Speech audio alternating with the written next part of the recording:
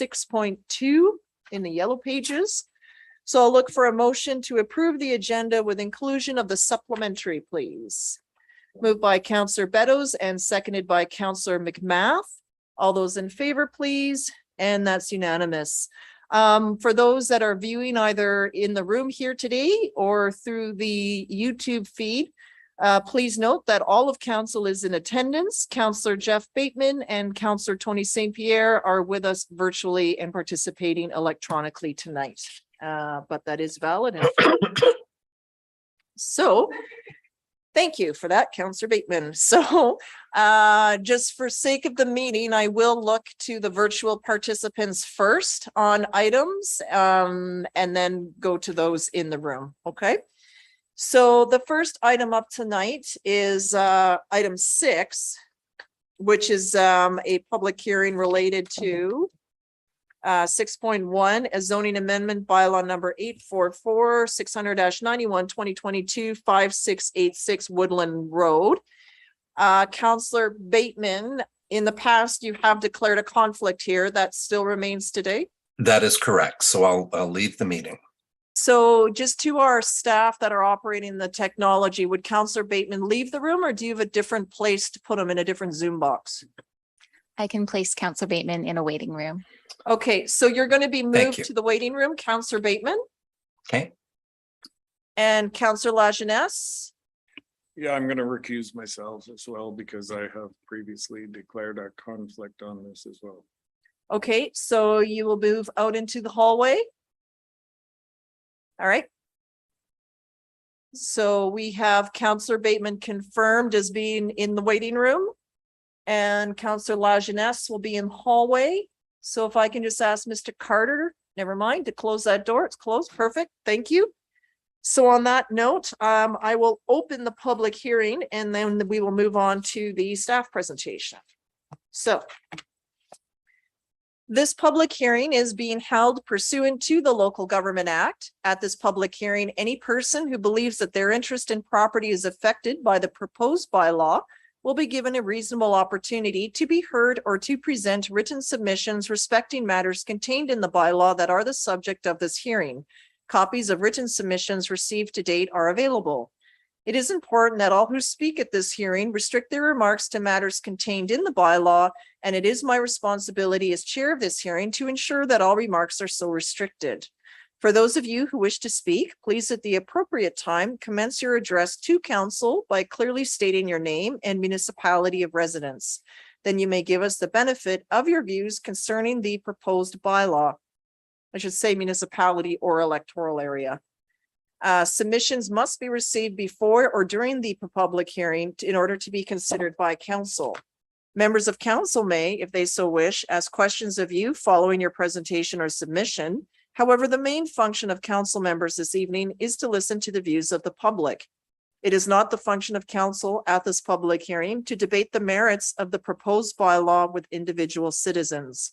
Everyone who deems his or her interest in property to be affected shall be given the opportunity to be heard at this hearing. No one will be or should feel discouraged or prevented from making his or her views known. Please note that this hearing forms part of the regular meeting of council and as such is being video recorded. Videos and their contents, including any personal information disclosed during the public hearing, will be posted on the district's website. So on that note, I would ask staff to give their presentation, please, on item 5686 Woodlands Road.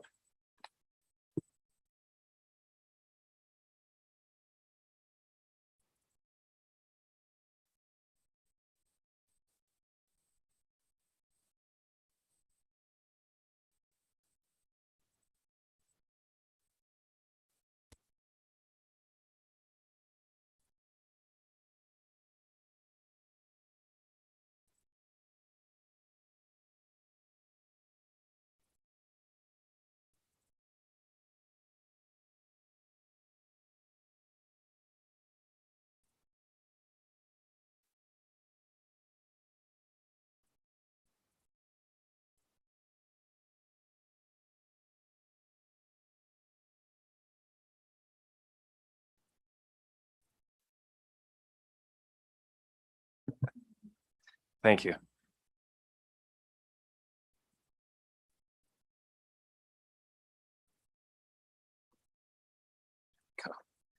All right. Perfect. Sorry, is there some way to make the one box bigger? That's great. Thank you. So the district's received a zoning bylaw amendment and tonight's public hearing is concerning 5686.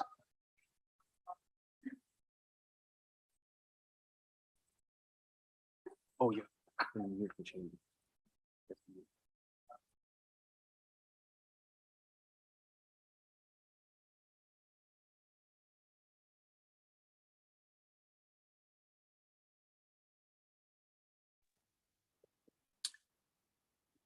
I seem to have lost sound.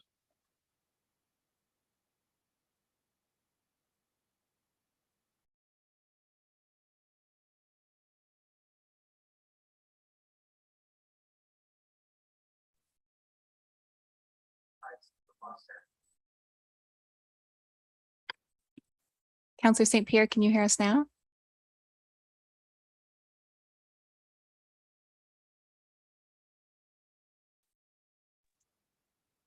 Can you hear us, you. Tony? I can hear you. Can you hear? I can't hear Matthew. No, we can't hear him. Okay, we can't hear you. Just stay tuned, please. Thank you, everyone, for your patience. Where's the YouTube coming from?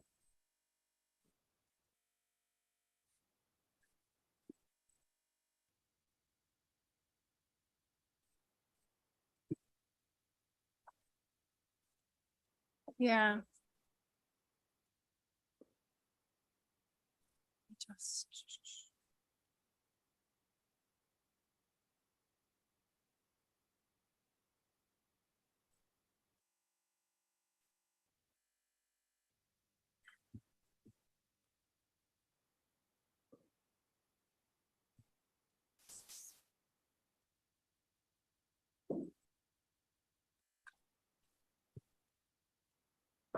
Is the YouTube coming through a speaker over there? Where are we hearing it from? I'm hearing it from somewhere around here. Like it's Is it coming from someone's screen? Does someone have the YouTube open?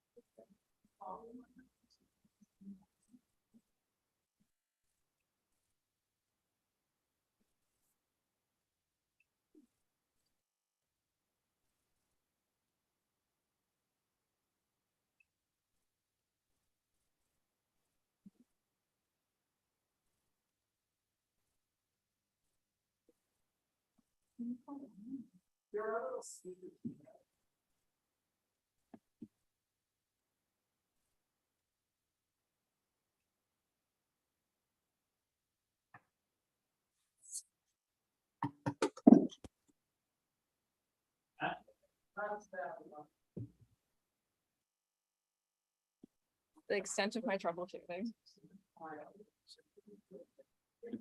Yeah, but then Tony couldn't hear us. When I muted us, Tony couldn't hear us. Well, I tried something new. I've tried changing the speaker system, so we can see if we can hear the YouTube in a moment. okay. Counselor St. Pierre, can you hear me? Yes, I can. Oh, we can hear you. Okay, thank you. I think we're good. Thank you, everyone, Sorry. for your patience. We'll continue on. Mr. Powell. Okay, so the property at 5686 Woodlands Road is proposing to rezone from rural residential RU4 to neighborhood rural residential RU5 for the purposes of facilitating a 3-lot subdivision.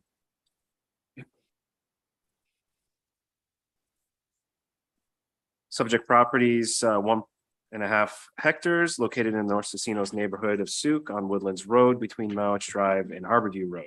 The surrounding neighborhood is a mix of rural, residential and agricultural properties.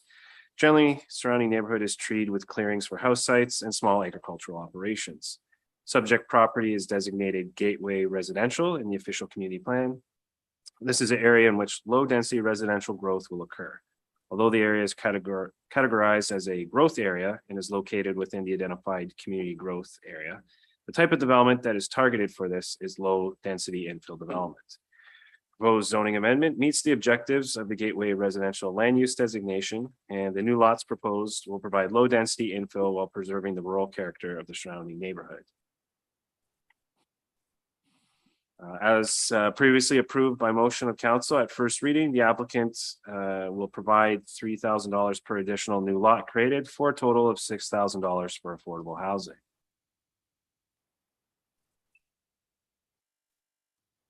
The applicant's requesting to go from RU4 to RU5, which you can see on your screens here, the difference between the two zones. RU5 zone requires site-specific analysis of soils for the properties that are outside the sewer specified area, which this property is. The analysis determined that the soils are suitable for the on-site sewage system that will be proposed. Island Health has no objections to the zoning amendment application, and the proposed lots can meet the minimum subdivision standards by Island Health. Matters pertaining to lot configuration were previously dealt with by council through authorization of a development variance permit. You'll recall these included road requirements to be relaxed for Wisterwood Way and Woodlands, as well as the addition of the widths for the panhandle lots to be relaxed as well in size.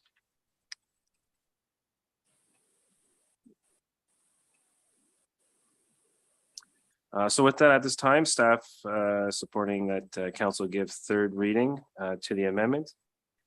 In addition to this, further information has been received by the applicants, and I will present staff's comments on this. So as I previously mentioned, the affordable housing piece and $6,000. As well, given the variances that provided for a relaxation to Wisterwood Way and Woodlands, the trail connection from our Parks and Trails master plan to the C2C Regional Park still have not been addressed. So Parks and Environmental Services has recommended that a cash in lieu be required for the trail connection. So that goes along the northerly boundary of the property, so that at a future time that cash in lieu piece can be dedicated towards trail connection. That would be for an urban pathway, which is established in the Parks and Trails plan. As well, the applicant has raised questions regarding the accessory structures that are located on the property, which through the subdivision process would then result in them being on individual properties as per the zoning bylaw. Any accessory structures must be located within the same parcel as the primary dwelling. So one of the requirements typically through a subdivision process is the removal or relocation of those accessory buildings so that they can remain compliant with the zoning bylaw. As well, the applicant had requested acknowledgement for the mutual access that will need to be established as part of the panhandle lots, and that will be observed through the preliminary layout assessment, which is issued with a subdivision application. And then lastly, confirmation regarding the gateway residential policies, objectives, and action items. And through support of this rezoning and adoption, it would meet those requirements, and any other matters would be addressed through the subdivision process, which already the development variance permit has addressed many of those concerns that the applicant previously raised. But primarily at this time, the main concern that has been brought to staff's attention is the cash in lieu requirement, which the applicant will be speaking further during the public hearing about a request to not provide for that. If that is to be the case, then no infrastructure requirements would be provided from the applicant, and this would become a district requirement in future at the time that trail connection and or Wisterwood Way would be developed to the necessary road cross section for the neighborhood. That concludes my portion of the presentation. Thank you. Okay, thank you very much, Mr. Powell. I'll ask councillors just if there's any technical questions that you have of the staff report at this time. Okay, so there'll be another opportunity. So I'd like to invite the applicants, Mr. Brown, to come forward, please.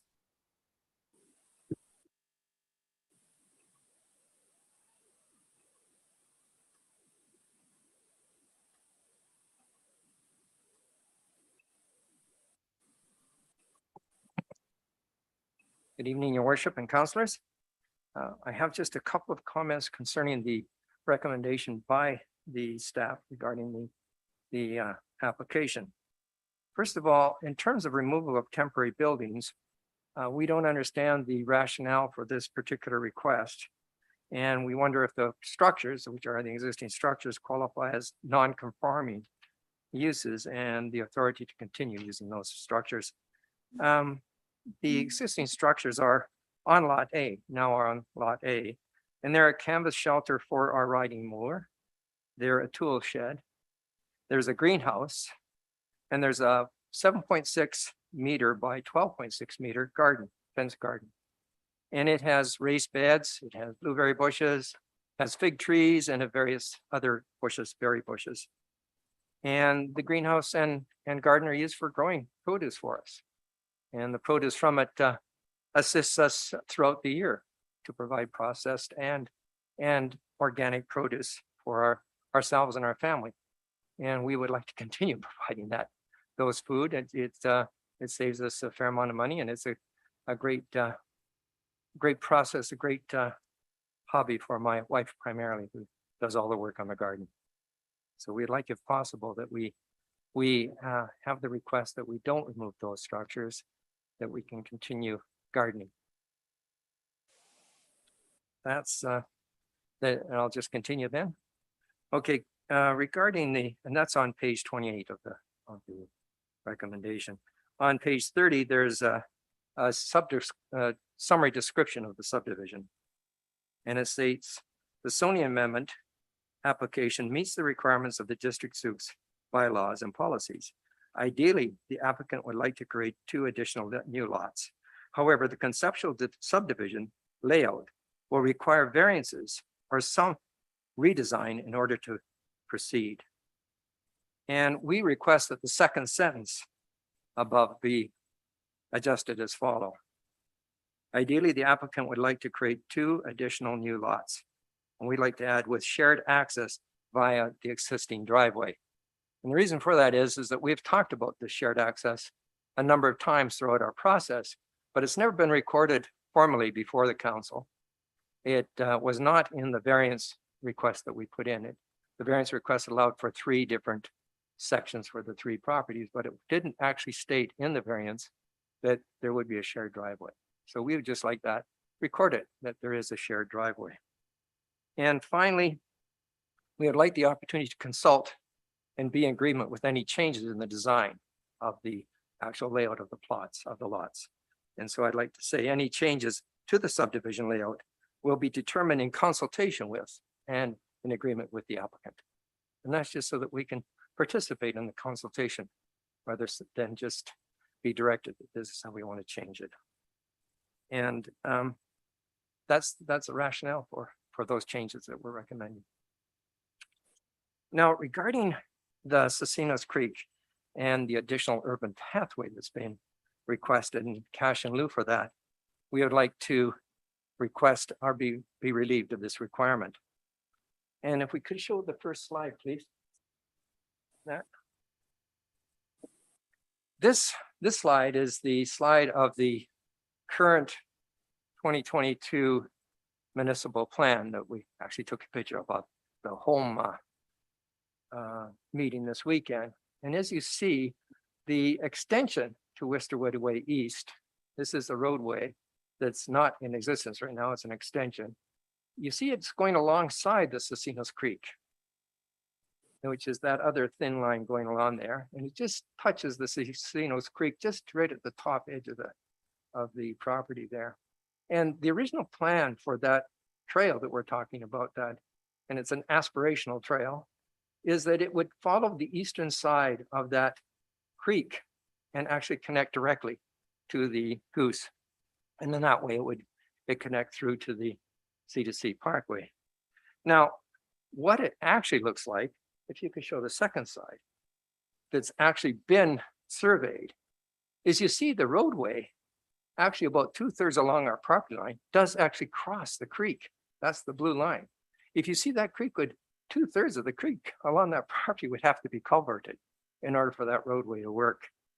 And you see the the roadway, most of the roadway is within the SPIA,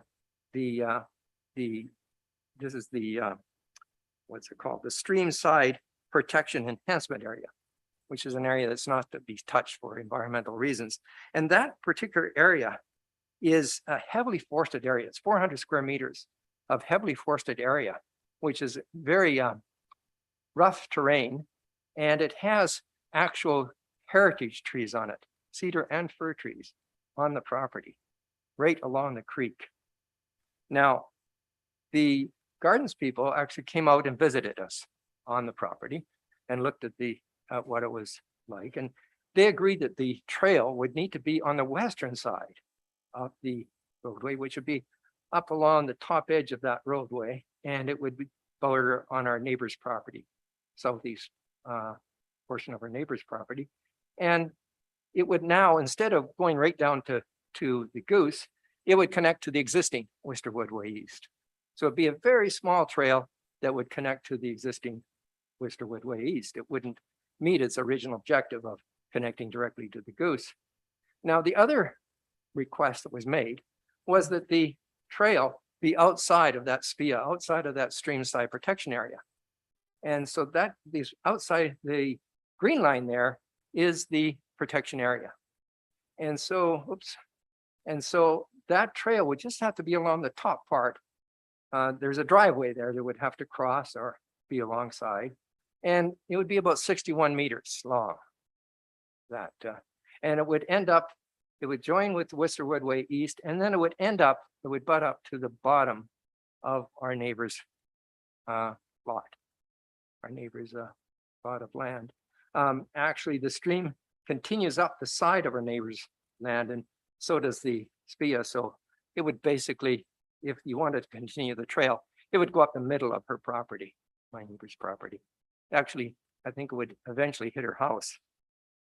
And basically what we're being asked is, we're being asked to commit money right now for an unknown cost to estimate and build a trail that goes nowhere and may never be built. Now, we talked to some people about this trail and about what it would take. And then at the time of the subdivision process, we would need to actually hire a professional engineer, a surveyor, a qualified environmental professional, and an arborist to design and come up with an estimate for this trail. That kind of estimate would cost us well over $10,000. The actual trail building, if it was just those 61 meters, just along that top edge, would cost in the order of $20,000. That, we look at that and it looks nice and flat, but actually it's a very steep hill. The edge of the property there at the boundary is about 8 feet high off the ground. So it would cost us upwards of $20,000 to actually build that, just that little section. Of course, if we were required to build along that whole area, it would be exponentially larger. And so what we're asking is that we be relieved of this requirement. We are trying to build an affordable home for our retirement years. And we're requesting that we be not required to spend up to $30,000 or more for cash in lieu for a trail going nowhere that possibly won't be built. The other thing that the expert in terms of building roadways said is that because it actually borders on this wooded area, that it may not be approved at all because of the heritage trees and the particular wooded area. So it may not ever be built in the first place. That's my presentation. Thank you. Okay, thank you, Mr. Brown. In the first part, you referenced just some language that you wanted to see. Could you please refresh me as to where that is in particular? That's the staff recommendation on page 30. Starts with the zoning amendment application. Did we? Oops, you have those handouts. Oh, not with the. Okay. I think we have Just a this PowerPoint. 2-pager here. And then I'm just looking, so it's in the public hearing package then on Yes. page 30. On Okay. page 30. Okay, just- It's titled staff recommendation. And it starts, the zoning amendment application meets the requirements of the District of Sioux bylaws and policies. Just 1 second here. Okay, 20, it's just. I see. Okay, staff recommendation here. This is the zoning amendment application meets the requirements of the District of Sioux bylaws and policies. Ideally, the applicant would like to create 2 additional new lots. However, the conceptual subdivision layout will require variances or some redesign in order to proceed. Is that the part you're referring to? Yes, and we'd like to say, in addition, 2 additional new lots with shared access via the existing driveway. I see. And secondly, we would like to add to the end of that statement. Would you like me to say that now? With shared access via the existing driveway? Yes, Okay. I just want to write this down. And your second point there was, sir? is any changes to the subdivision layout will be determined in consultation and in agreement with the applicant.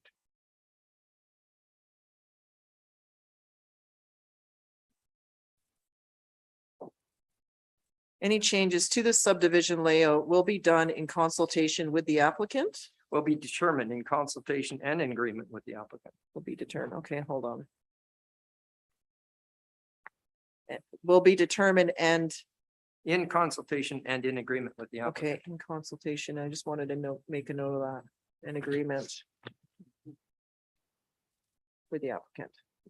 And the other, only other requirement is the request that we. Yeah, like the way Page in 30. your iPad, Counselor Beddoes, is you have to go to the print number, not the page number on the screen. Oh, I'm sorry, yes. It's just the way that things are read sometimes. So you have to go to where at the bottom it says page 30 of 49. It's not in there. That's the additional part that Mr. Brown is reading out. That's why I wanted to write it down. Mhm.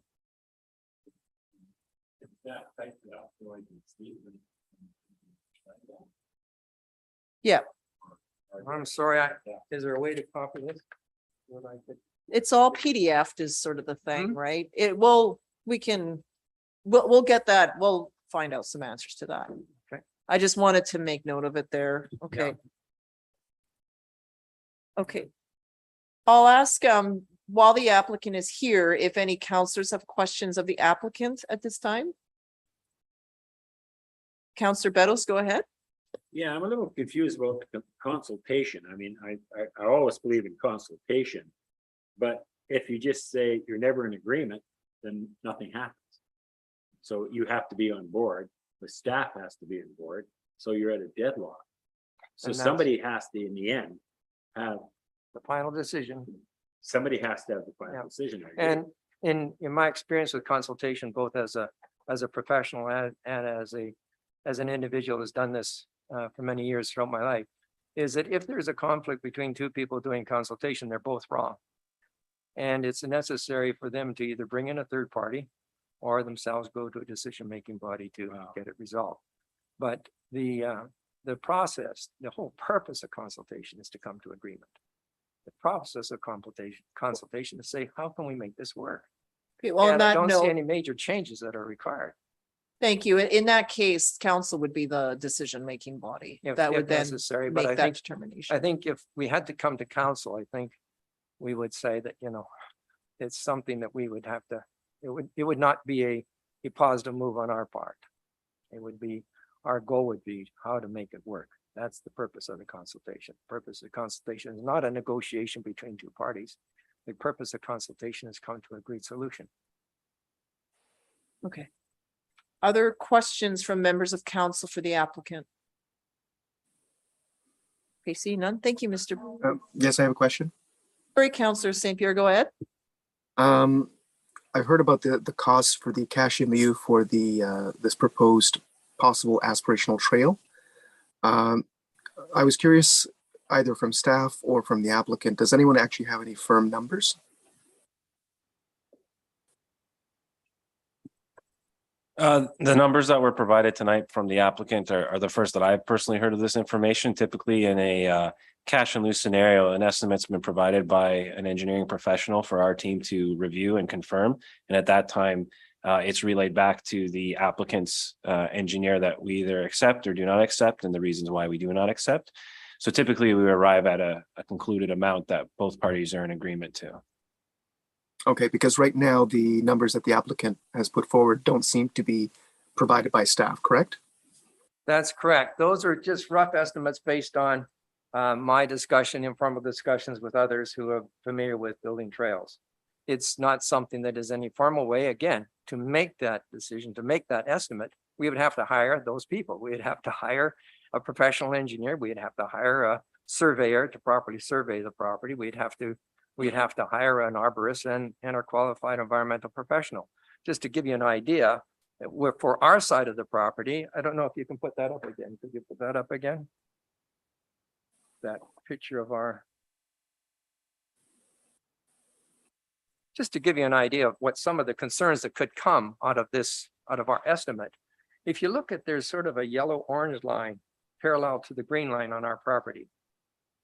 If you look over there on lot C, you see that orange line. There's the green line, which is the SPIA line, and then another actually 5 meters past that is a yellow line. What that line is it's the riparian study of our qualified environmental professional. And she recommended there be another 5 meters allowed, which they called ATPS, an additional tree protection setback. And the reason is because of those large trees, those large heritage trees. Now, if you look at the other side, where it isn't one, because obviously she didn't do the riparian study on the other side, the actual trees that she's talking about are on the other side of the creek. They are on some of them are, the biggest ones are on the west side of the creek. So in fact, when she does the riparian study, I'm sure there'll be another 5 meters added onto that green line. And that would make the trail maybe 50 meters or 40 meters long. Or it may I did catch some of these details in in your presentation. Thank you. I was more curious about some other parts of this particular challenge. I have another question for staff at this point in time. Councillor St. Pierre, yes? you spoke over the applicant, so I missed everything you said. Can you repeat what you said? I just said that I did catch most of what the applicant was saying in the previous public presentation in terms of the many challenges with the possible trail and the idea that it may never happen. I wanted to follow up that particular line of thought with staff to get a few more details as far as that goes. My understanding is that we often have situations where we wouldn't want to necessarily put in a piece of sidewalk because we don't necessarily know where that piece of sidewalk might join up. We don't necessarily know if that area of town is going to get the sidewalk right away or so on and so forth. I was wondering if this was a similar situation where, because redevelopment is happening, we're hoping to help, complete the Trails Master Plan. Would the cash in lieu money be potentially used elsewhere entirely? Or is this definitely for a section of trail that would be adjoining this particular property? Okay, thank you, Councillor. Can you just turn off your microphone, Mr. Brown? Thank you. So when cash in lieu is taken, the objective is that money is being held for the purposes of constructing out whatever reason we took the cash in lieu. So in instances where we take cash in lieu for road construction, that's been dedicated for construction of those roads. In this instance, because a variance was granted to Westerwood Way, we could not establish that pedestrian point of access to the CDC Regional Park. So the Parks and Trails Master Plan then comes into play. And so cash in lieu was then to be considered rather than actual establishment of a physical trail at this time, because it may be a case that we can still establish that connection, but it's going to be at a later date. So we'll take cash in lieu, which is typical when we're not requiring build out currently as part of the proposed subdivision. To further clarify, would this potential future trail that the cash in lieu is potentially being taken for be specifically where the applicant is suggesting, or could it be in a completely different site in order to hook up with the park? When the cash in lieu is taken for those purposes, they should be earmarked for that use. So in this instance, the wording was for those trail connections along the northerly boundary of the property between the easterly and westerly boundaries. So it wouldn't go extending beyond the width of their property is just for those portions, so that ideally in future, as other developments come on board with the applications, they would then require to be contributing their portion of the proposed developments, so that we could establish the full trail with the cash collected. Thank you. Anything else, Councillor St. Pierre, at this time? Not at this time. Any other questions for anyone at this time? Mr. Brown, further comment? Yes, I'd just like to point out that the trail along, if it went along the boundary of our property there, it would be mostly within the SPIA. It would have to cross the creek. And Gardens asked us that if possible, we would not go into the SPIA area at all, which meant that the only way that this trail could be built would be along the far northern edge of the other property. Actually, it wouldn't be touching our property at all, in order to stay outside of that green line. Okay. Thank you, Mr. Brown. Yeah, I just wanted to finish my other point, that if that other line gets in, if there's an issue of tree protection setback, it's unlikely that the trail would be approved at all because of the trees, wooded area. Okay, I have Councillor McMath, then Councillor Beddoes. Through your worship to staff, it looks like you might have a different interpretation of the trail success through that area.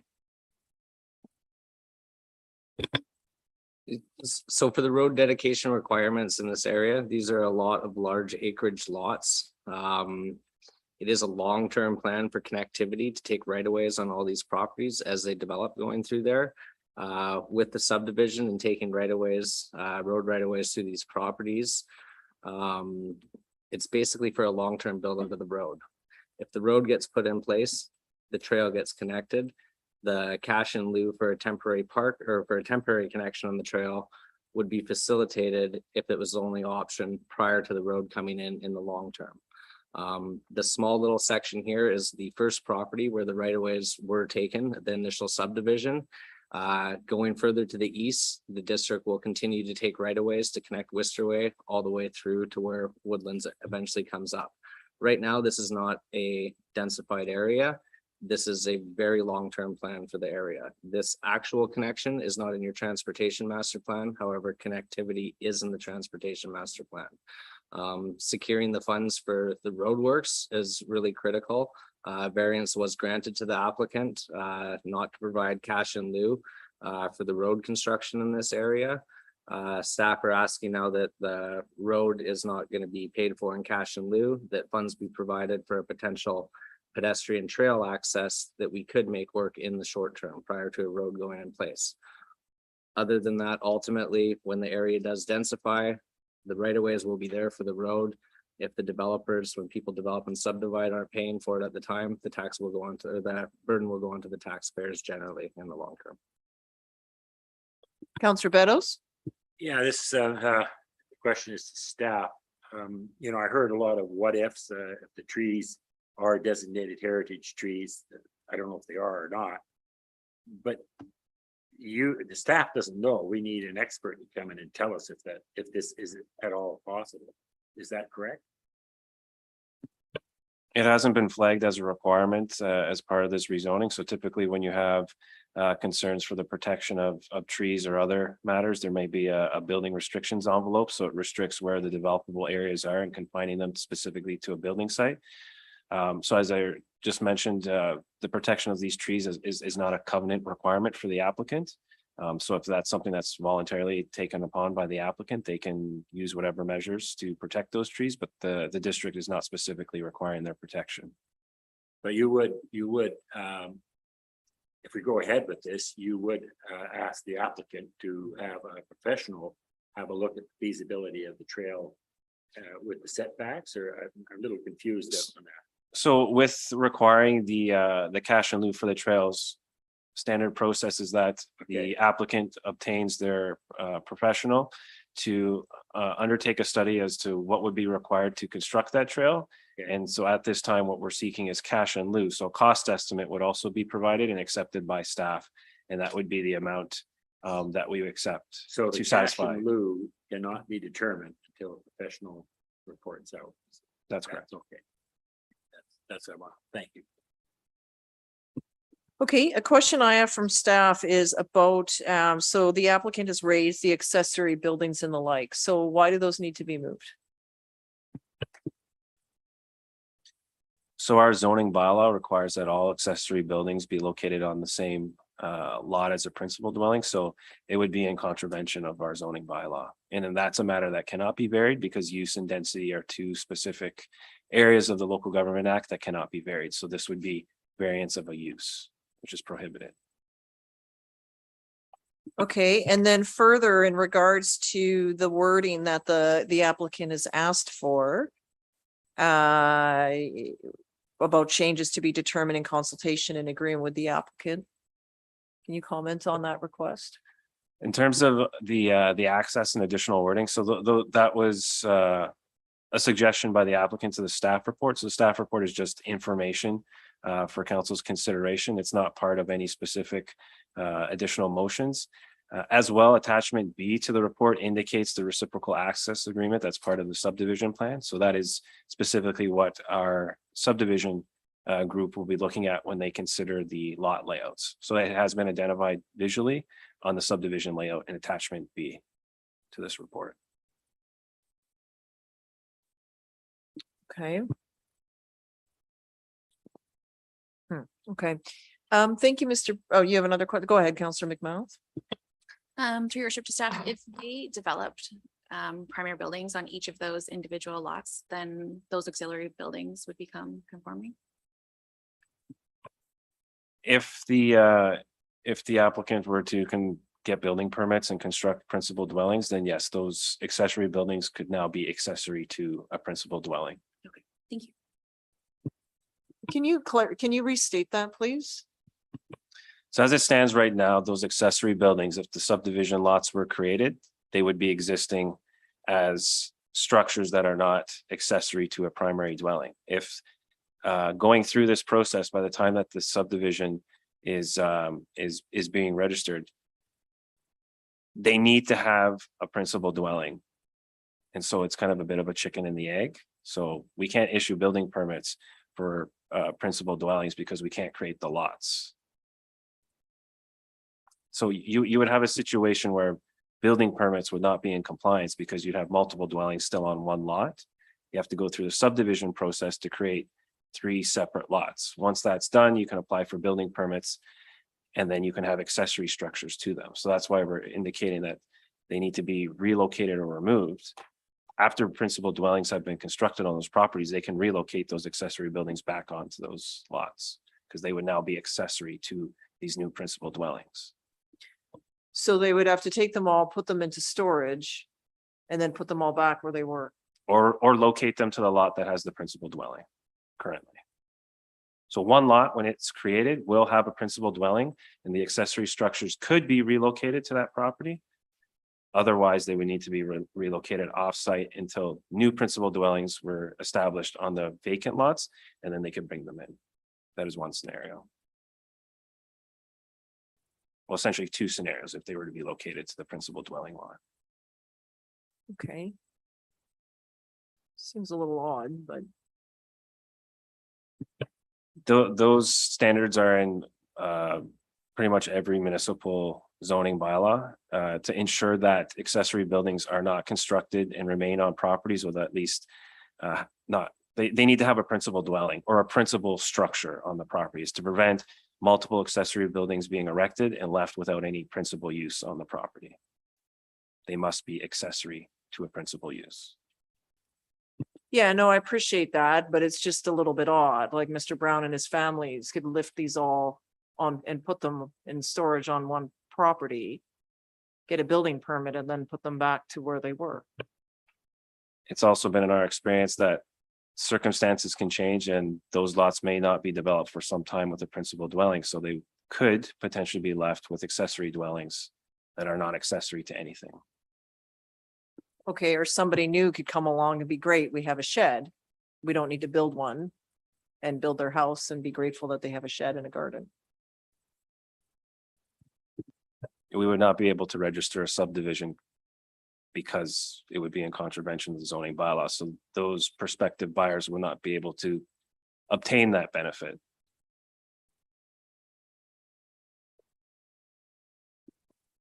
Okay, Mr. Brown, and then I'm going to go to members of the public. I would just like to ask a question of staff. What do you define as a temporary structure? Certainly our garden is not a temporary structure. It has trees and bushes growing on it that don't easily move. It has raised beds. It has a huge, an 8-foot fenced area. It's not something that you can just take down. Again, that's, to me, I'm wondering how we would even meet that requirement. Is it a temporary structure? Any comment on a garden? So the garden is use of the land. It could potentially remain. It's the other structures. A shed was mentioned. I believe there was another structure as well. So a temporary building, by definition of our zoning bylaw, is a temporary building or structure placed for construction or marketing or office purposes on a lot being developed for a period not to exceed the duration of such construction or 1 year. So we get many of these instances where a trailer is brought on because a large subdivision's being constructed. They use it for marketing purposes for the lots and so forth. So that would be temporary in nature. These structures may have existed on the property for some time. Relocation is not necessarily an easy avenue to address compliance. However, these are the requirements that are put in place when an application comes forward for development. And so they have to go through a certain sequence of events, and they can remain until such time as the subdivision is registered, and then that's when it needs to come into compliance. So as they go through this process, they can find solutions. But this is a standard requirement. Yes, I just listening to what staff said, their definition of temporary doesn't sound like our greenhouse and our garden falls within that temporary. Maybe our tool shed does, and it is a temporary building. The other one is just a canvas shed over our pride and more. That's nothing to change, but certainly the greenhouse and the garden doesn't sound like it meets their definition at all. It isn't an office. It isn't you know, what they defined just a minute ago. It isn't that at all. So the garden would not be a temporary structure. That's kind of what I heard you say, Mr. Powell. And neither would be the greenhouse.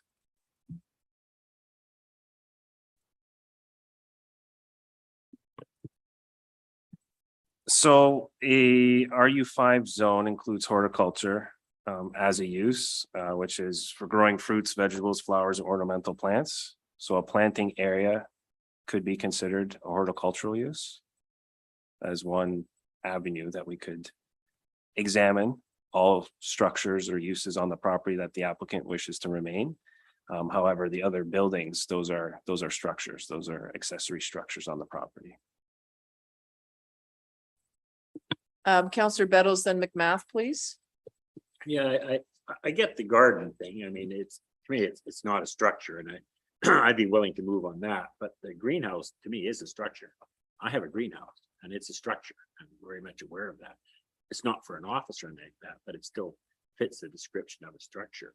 So I do have a little bit of a problem with that. The garden, not so much, but you know, I guess you should go have a look at it. But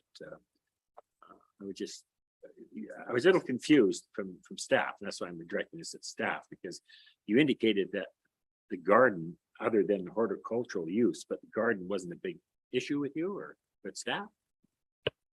The garden, it's the erection of structures. So when there's improvements put on the property, those are accessory.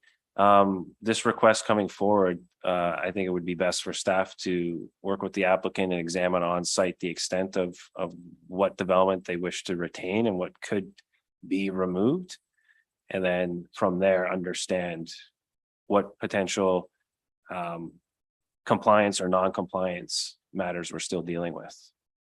So if I get this right, is that you're suggesting that you have an on-site inspection with the applicant and make those determinations? Correct. That would be typical as we progress through the subdivision stage. So typically this would occur down the road at subdivision. Okay. all right. Because at that time we understand what is to be removed and what isn't, and what can work within the confines of the zoning bylaw. Okay, that clarifies a lot. Thank you very much. Okay, thank you. Counselor McMath. Of those three structures, either to staff or the applicant, are they spread out? Is there one on each lot section? Or are they all on one lot section? Where are they? Maybe Mr. Brown can answer that. Right along and a few feet from each other. There's the shed, and right beside that, within a few feet, is the greenhouse. And again, I like to say the greenhouse is used for horticultural purposes. And then right beside that, within just a few feet, is this very large garden. Okay, and are they all within the lot A? Yes, Okay, so theoretically, if the horticultural piece is not included in the temporary structures, they can have one structure because they have a primary residence on that lot. So then there would be one structure that would either need to be moved or taken down. Is that correct? From what the applicant is describing, it seems like the shed, that structure would need to be removed. But we could confirm any other structures, but as you say, one structure would need to be removed, which I believe is to be the shed. Okay, thank you. Okay, Mr. Brown. in that case, I would just like, in terms of the summary report, that it states the existing single-family dwelling will remain on proposed lot B. The shed and temporary greenhouse buildings referring to are currently cited on proposed lot A and will be removed before final subdivision is of approval. That's making the decision contrary to what staff just said. I would love for them to come and talk to us now and work it through the subdivision phase, but this statement here states definitely they're going to be removed. And this is the recommendation that's before you. And that's what we would like to, at least in case of what we just heard today, that's removed and that it's be consulted on and decided through the subdivision process. We're certainly willing to comply. It's just that we would like to comply if it's, we thought the horticultural use would be exempt. Certainly if the shed is not something that's allowed, then we would readily remove it. Okay, thank you, Mr. Brown. If you don't mind moving back into the gallery, then I can invite other members of the public forward. Okay, folks, thank you. I'd like to invite any members of the public that would like to speak on this matter, and that would be specific to 5686 Woodlands Road. The public hearing is specifically for this application.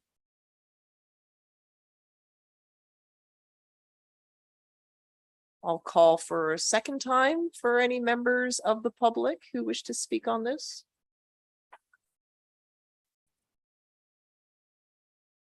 A third and final time for members of the public. I'm not seeing anyone move, so I just want to make sure that I've covered everyone specific for this application.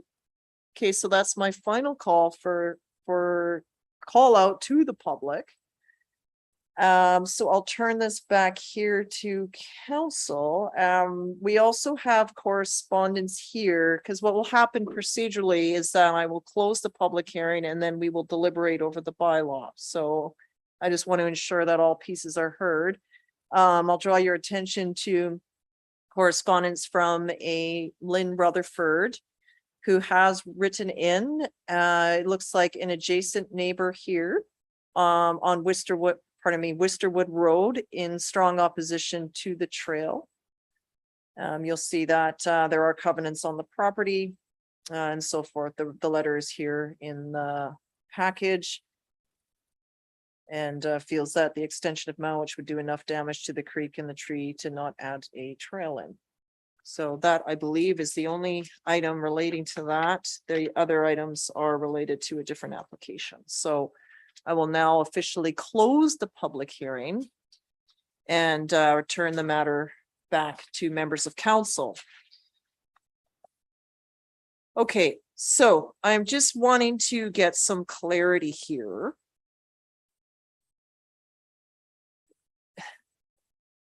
Yeah, so in terms of going back to the accessory structures, that is where, when the time comes, staff will meet with the applicant on site and determine those particular buildings, because is it not possible then that the applicant may want to vary the lot lines and have all these items remain with the principal house that already exists?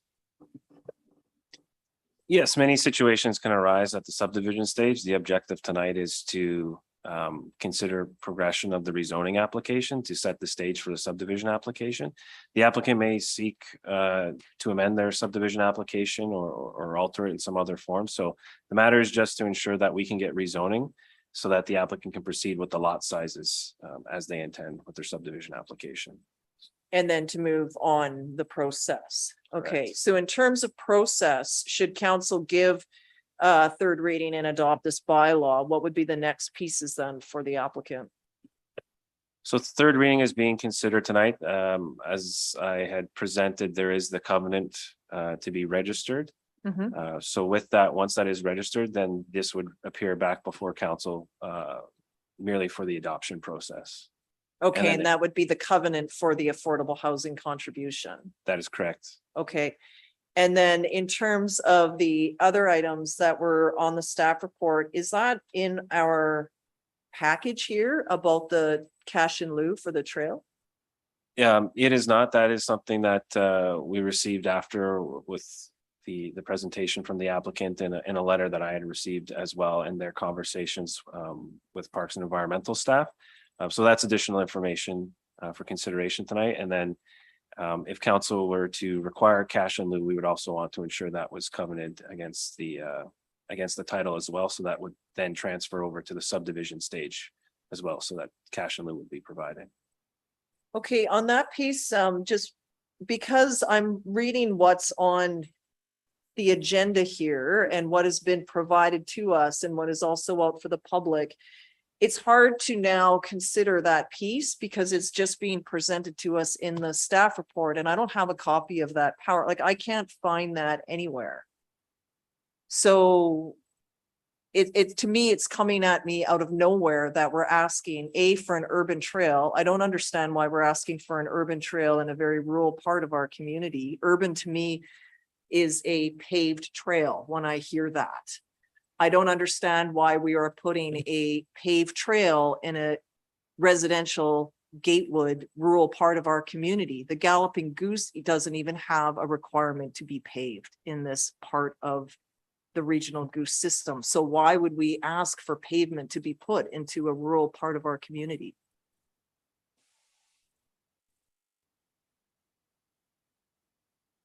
Because it's in the Parks and Trails Master Plan? To your worship, if the road requirements for frontage improvements were constructed, a trail would be constructed as part of the road. The reason why we're reverting to asking for a trail construction is the road is very far out. The variance was granted to not provide money in lieu of frontage improvements. So we figured if we're not going to be able to get money for the road, we could potentially establish a trail in more of the short term. And that's fine. However, I have nothing from you in a staff report that would say that. Like there's nothing provided to council in the materials. So it's hard now to process it in this moment when it's being presented just now with no advance notice that this is a requirement. Like it should have been a supplemental piece that is part of that decision that council made, that it's now a supplemental report. Okay, council, you didn't follow the staff report. We did something different in terms of the staff recommendation. There almost should be another report to us that says, because this road hasn't happened, this is happening instead.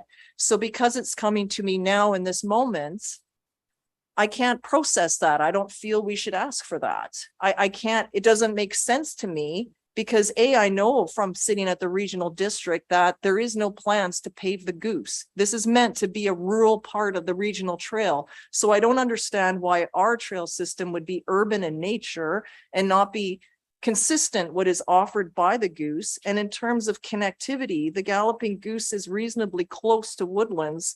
That why wouldn't people just rather stay on a regional trail that's open and safe and well-known and marked to access the C2C or other parts? So that's where it's just this new information.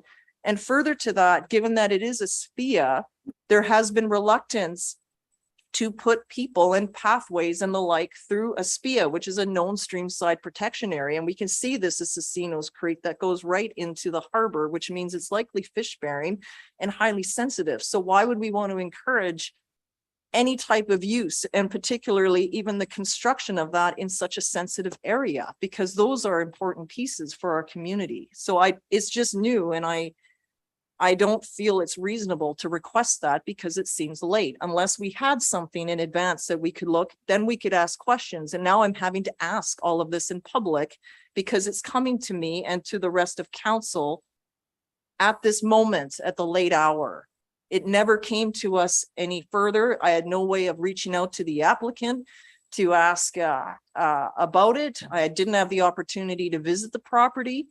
And even if I did, which Mr. Brown had reached out to me, I wouldn't have known what he's talking about because I have nothing on paper to go with. So I'm not seeing the balance in the information here. Councillor Beddoes. Yeah, it's pretty hard to rule on something that isn't there. I mean, I'm not quite clear. We're zoning, when we go to the subdivision stage, isn't that when that's all looked at? Or does that have to be determined at this stage? If it has to be determined at this stage, and it's not in any of our information, it's pretty tough to make a decision. But isn't that generally goes to the subdivision stage once we approve the zoning? Clarify, please. That is the stage where that implementation piece would come in. So those would be So they would requirements. come back to us. So that this item, if they were not wanting to require them. So we do have subdivisions where something is found through that process that the applicant would like to vary, and those variances come before you. We've done that a number of times over the last few years. So this is an instance where the applicant going through the process of rezoning and subdivision and wanting to know what all the requirements are. A lot of these items have come forward very early in the process for council to try and address them early on, but at the same time, as certain variances and other requirements are being relaxed, it's creating alternative routes where staff now need to consider how are other master plans and other bylaws being affected based on these variances, and how do we still try to follow through on those strategic plans to bring forward what needs to be done. And so this is another instance where one variance has now triggered another route of implementation that we have to consider. But if we go to third reading tonight, I mean, the applicant still has the ability, working with you, to address these other issues. And if there's an impasse, come back to council at the subdivision stage. Is that correct? That is one route. I think the objective for the applicant tonight is they're aware of this requirement, and they're seeking to not have to expend further resources on this requirement and have it not be a requirement of subdivision. Okay, but from my point of view, I think it'd be important to get to third reading so we can get on with this process. And then have the applicant, if he's still unhappy, when you go view the site, look at the garden and the shed and stuff like this and everything else, still has another recourse to come back to us at that time. I mean, this to me is the cart before the horse. I mean, we don't normally look at it in that length of detail until we get to the subdivision stage. We don't know whether the trail is even feasible until we get some expert to tell us that. So I don't see why we don't just deal with what we have in front of us, go to third reading, the applicant can work with staff on the subdivision, and if he's unhappy, can come back to us. I mean, or whoever it is in next month, or whatever it is. But this isn't, you know, if those points do prove out, then council could consider them. But at this stage of the game, I just having a hard time rolling all these things in when I have it in front of me that we're just going to third reading for the zoning bylaw, and let the subdivision stage of the planning work all these things out. That's to me the logical step. But I don't know. Councillor McMath. And through your worship to staff, what are like the financial penalties is not the right word, but should we pass as is? You mentioned that there are technicians or specialists that they would have to pay for prior, and then we go to the subdivision phase, and then we may say, yeah, we'll waive that. And so is that why they've come forward now, to avoid paying for those specialists or those technicians? I can't answer specifically for the applicant, but I know in previous conversations, the idea that they have stated in this council meeting and previous ones is that they are trying to build their future home. And so those would be additional costs that they would incur, as would any applicant who is required to fulfill the Parks and Trails plan as well as the transportation master plan. So that one major cost requirement, council had varied with the development variance permit previously for the road construction. This is another cost to still address connection that they would also like to seek relief from, so they don't have that additional cost. Right. And then just to follow up, is there an infrastructure benefit to building the trail prior to building the road there? Okay. Thanks. Okay, while Counselor Beddoes has left the room, we still have quorum. Oh, he's back. Because Counselor St. Pierre is with us virtually, so we still have quorum of 4 in the room. It may look like we don't, but we do. Counselor St. Pierre, any comments? Yes. One is that at this point in time, it seems I would agree with Councillor Beddoes that a lot of this has gotten overly complex at this stage of the game. So following a few more comments, I'm going to want to move to third reading so we can at least get on with that piece of it. Having said that, if I'm not mistaken, I understand very much where staff is coming from on this. Basically, we're looking at a need whenever redevelopment happens to basically try and move forward on our master plans. And that's actually staff's job to make sure that as much as possible, we move forward on these master plans. Having said that, I was trying to confirm, and I think I did confirm that the monies that could be set aside would not be used for other components of the master plans or other sections of trail, but rather would have to be used for a trail that, at least at this point in time, seems to be unlikely to be feasible or unwanted. I have to admit that if I was looking at a tax burden on future taxpayers to help pay for master plans that would help everyone, including the people that will be living in the subdivisions, I would be more inclined to say, yes, this is actually something that the applicants should pay for, because otherwise the burden falls on the rest of the public, and that's not actually right, especially when other developers are in a position where they have to pay these fees and actually contribute to common amenities. But that does not seem to be the case in this particular instance. And so I think that, as Councillor Beddoes has indicated, I think we should move forward third reading. But at this time, I would not be inclined to I would be inclined to provide relief on this particular item, simply because it would actually allow this file to move forward, and because it doesn't seem likely that the actual trail will necessarily happen. In terms of some of the other requests from the applicant, I do not actually think that it's a good idea to include strong language in terms of consultation, which is ill-defined and could actually really cause problems in terms of moving the file forward.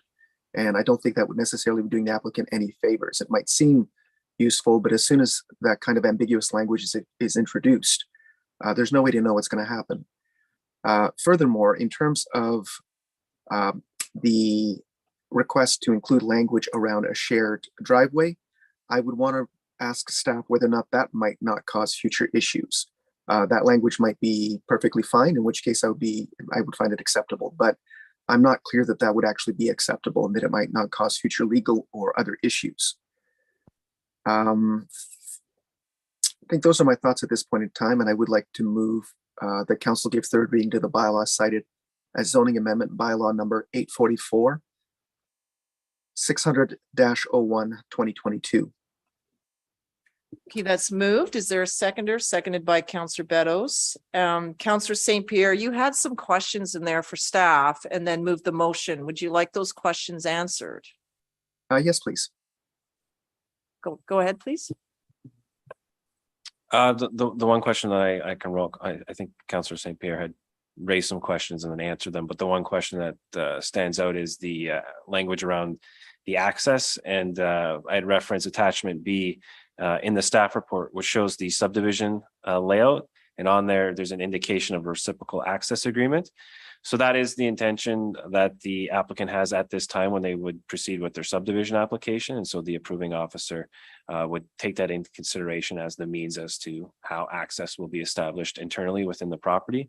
if we put specific language forward requiring the applicant to do something specific and it's not achievable at subdivision, that, as Councillor St. Pierre had indicated, could have some challenges for us to rectify. So I believe the subdivision layout plan is sufficient at this time to acknowledge the intent of having that mutual access. Thank you Is- very much. That all your questions then, Councillor St. Pierre? That was the main one outstanding, actually. Okay, anything else outstanding? Not for myself at this time. Okay, thank you. Councillor Beddoes is seconder. Yeah, I certainly sympathize with the applicant, but I think it again is a little bit the cart before the horse. I think these things can be dealt with. I mean, if it's not feasible when we do the subdivision stage, I'm sure staff would come back with that. And if the applicant's not happy, he can come back and see council. So I'm okay with going to third reading. I think we need to get on with this and let the subdivision stage and the applicant work out what's sensible. I mean, I guess in a perfect world, I would, I would have liked to gone up and had a look at the garden and the shed and all that stuff, but I think there's still time to do that. This does not tie the applicant's hand. This allows us to get on with it. And, we can't keep beating every little thing. That's what staff's job is, to work with the applicant. So I'm okay with moving this to third reading. Okay, Councillor McMath. I think, your worship, you wrote down the 3 amendments that the applicant wanted to bring up or have amended. Yeah, so one of them was, So just before you start. yeah. Would you mind writing them up so they're on the board? So you can see them, please?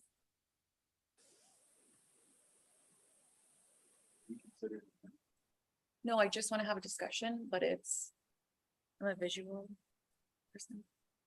like one of them had to do with the cash in lieu for the trail. So that was in the staff report. Yeah. The second piece was language around the shared access, which was answered through Councillor St. Pierre's question. And the third one was added more to the staff report, that any changes to the subdivision layout will be determined in consultation and agreement with the applicant. So that was also what Councillor St. Pierre had asked and was And answered. the temporary structure, please. And the piece around the accessory buildings.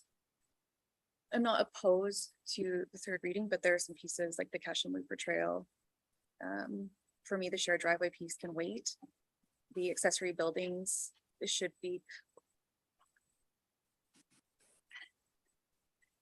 I totally get that these policies and bylaws are in there because you have to have a standard and you have to have a process, because it does have good intentions, but on these different exceptions, and Suk is such an eclectic community.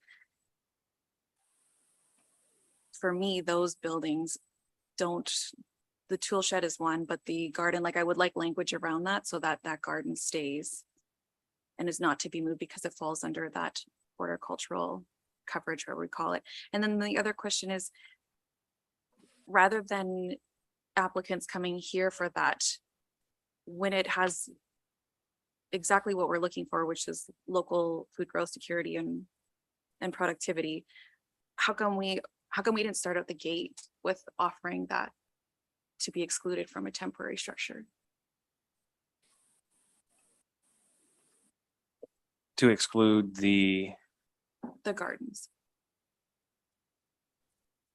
it's a stand for simplicity of the process. It's a matter of removing anything that is accessory on the property. What's being raised by the applicant is something that we can certainly work with the applicant to confirm bylaw compliance. But these were raised recently and we're open to working with the applicant. But I can't say specifically tonight that we can require some and not require others. That will require further investigation working with the applicant. So it's just that you need to see the structures and verify that that's what they are, and if it falls under. If staff can review it and confirm that they can meet specific uses of the bylaw that would allow them to remain, then we can communicate that to the applicant. Gotcha. But standard process is anything accessory on the property is to be removed. That would, So prior to tonight, you didn't know it was a garden bed? I knew there were other structures on the property, but specifically their use and size, I wasn't able to confirm specifically those matters. Okay, thank you. Okay. So I'm fine with giving this third reading as well. I will say though that when we discussed first and second reading, and then the comment tonight that the applicant was given relief for doing the park dedication, we also determined that that was for something like 3 or more new lots, in which case it didn't apply. It didn't trigger the ask. So there is no need to give relief to the applicant because it simply wasn't applicable in this case.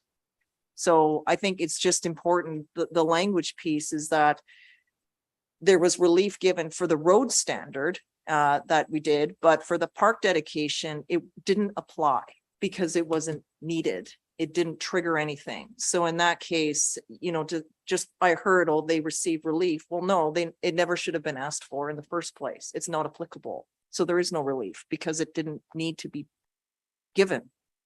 It's these lots total. We debated the affordable housing component. In the end, council prevailed and we're doing that piece. So that'll be the covenanted piece. The question I have though is around the trail system. So I understand that, you know, it's a chicken and egg piece, but should the applicant and staff disagree, because this is going to be come back, as you say, the covenant must be registered before final adoption. So it will come back to council with adoption with that covenant. So at that time, should we hit an impasse, will that come back to council, or is it just going to sit in the system as an incomplete application? Like what does the applicant have to say, look, we want to get on with this. We're hitting it, we disagree. They've come today and told us that they disagree with this. So this will obviously be another decision that council will have to make, or how does council weigh into that? Otherwise, I think we should make that determination tonight because it's only going to come up down the road. The applicant presented that information that they don't agree with having to do that. So that's the part I don't understand here. Staff is asking for it. The applicant said tonight that they're not. We already know where that's going to go. So down the road doesn't make any difference. I just see that as being a prolonged wait now where they won't be able to register the covenant and get on with anything else. Right? Okay. So I think that is another decision that we have to make. It's just my issue is I only have half the information in what's on the PowerPoint here. So we'll stick with this third. So I think there's an amendment and I will test this because it's moved and seconded. And an amendment would be that council directs staff to waive the requirements for a urban trail cash in lieu through the streamside protected enhancement area. SPIA. Would that not be a motion arising? Well, I'm going to add it. I'm moving it as an amendment. I'm moving that as amendment and I'll get it on the screen and look for a seconder. That council directs staff to waive the requirements of cash in lieu for a trail through the streamside protected enhancement area, SPIA.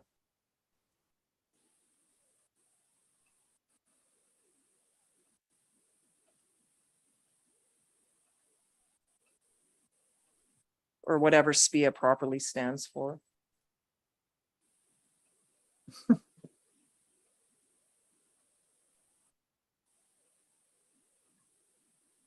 Is there a seconder for the amendment? That's seconded by Councillor McMath. Okay, thank you. So speaking to the amendments, it's came up in the PowerPoint that this is a request that's been asked. The applicant presented their concern with it. So it's obviously going to come up as a decision that they won't reach, and it'll come forward to council later, or it won't, which will just prolong this whole piece. Meanwhile, we have hyperinflation, a housing crisis, and an applicant that wants to get on with creating units for their family. I think the pieces around the accessory buildings can be resolved when there's a site visit and lot lines and the like are determined. The other pieces Councillor St. Pierre addressed, but in this case, we're hearing that there's an impasse. So that's why I'm thinking here, because we are the council that's fresh with this application, that it would fall on us to make this decision, give that direction out.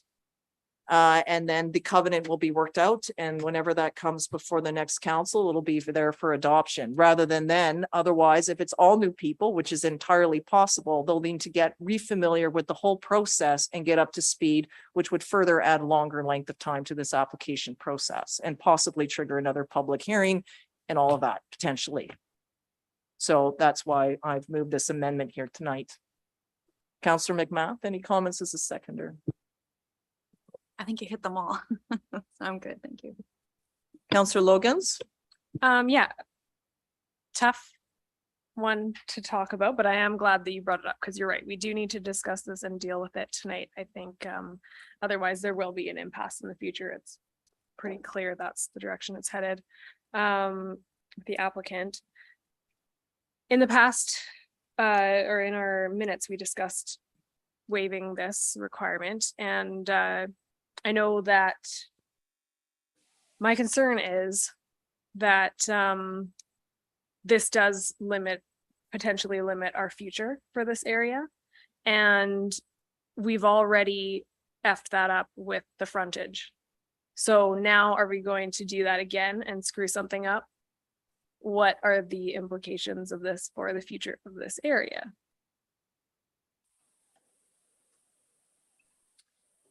I'd like to comment on that. Okay, you're complete. Just a second, Councillor St. Pierre, you're finished, Councillor Logans? Yeah, I mean, Okay. if staff has a response to that, they're welcome to chime in, but if council wants to speak to that as well, I'd like to talk about that. Okay, I'll go to Councillor St. Pierre and then Beddoes. I had exactly the same concerns myself. That's one of the reasons why I was asking questions around how the funds could be allocated. And it seems that they're very much project specific in terms of a trail through this SPIA.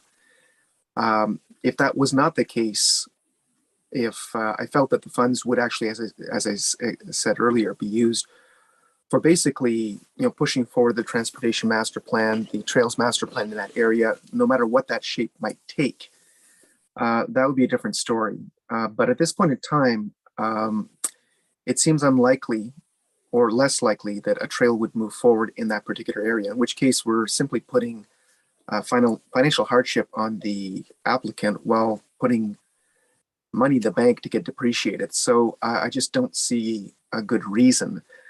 For me, it speaks to a need to really look at how this works, because I think that applicants in general for this type of redevelopment should maybe be encouraged to contribute to the trail system with an understanding that it's not necessarily adjacent to their property, especially in this type of situation.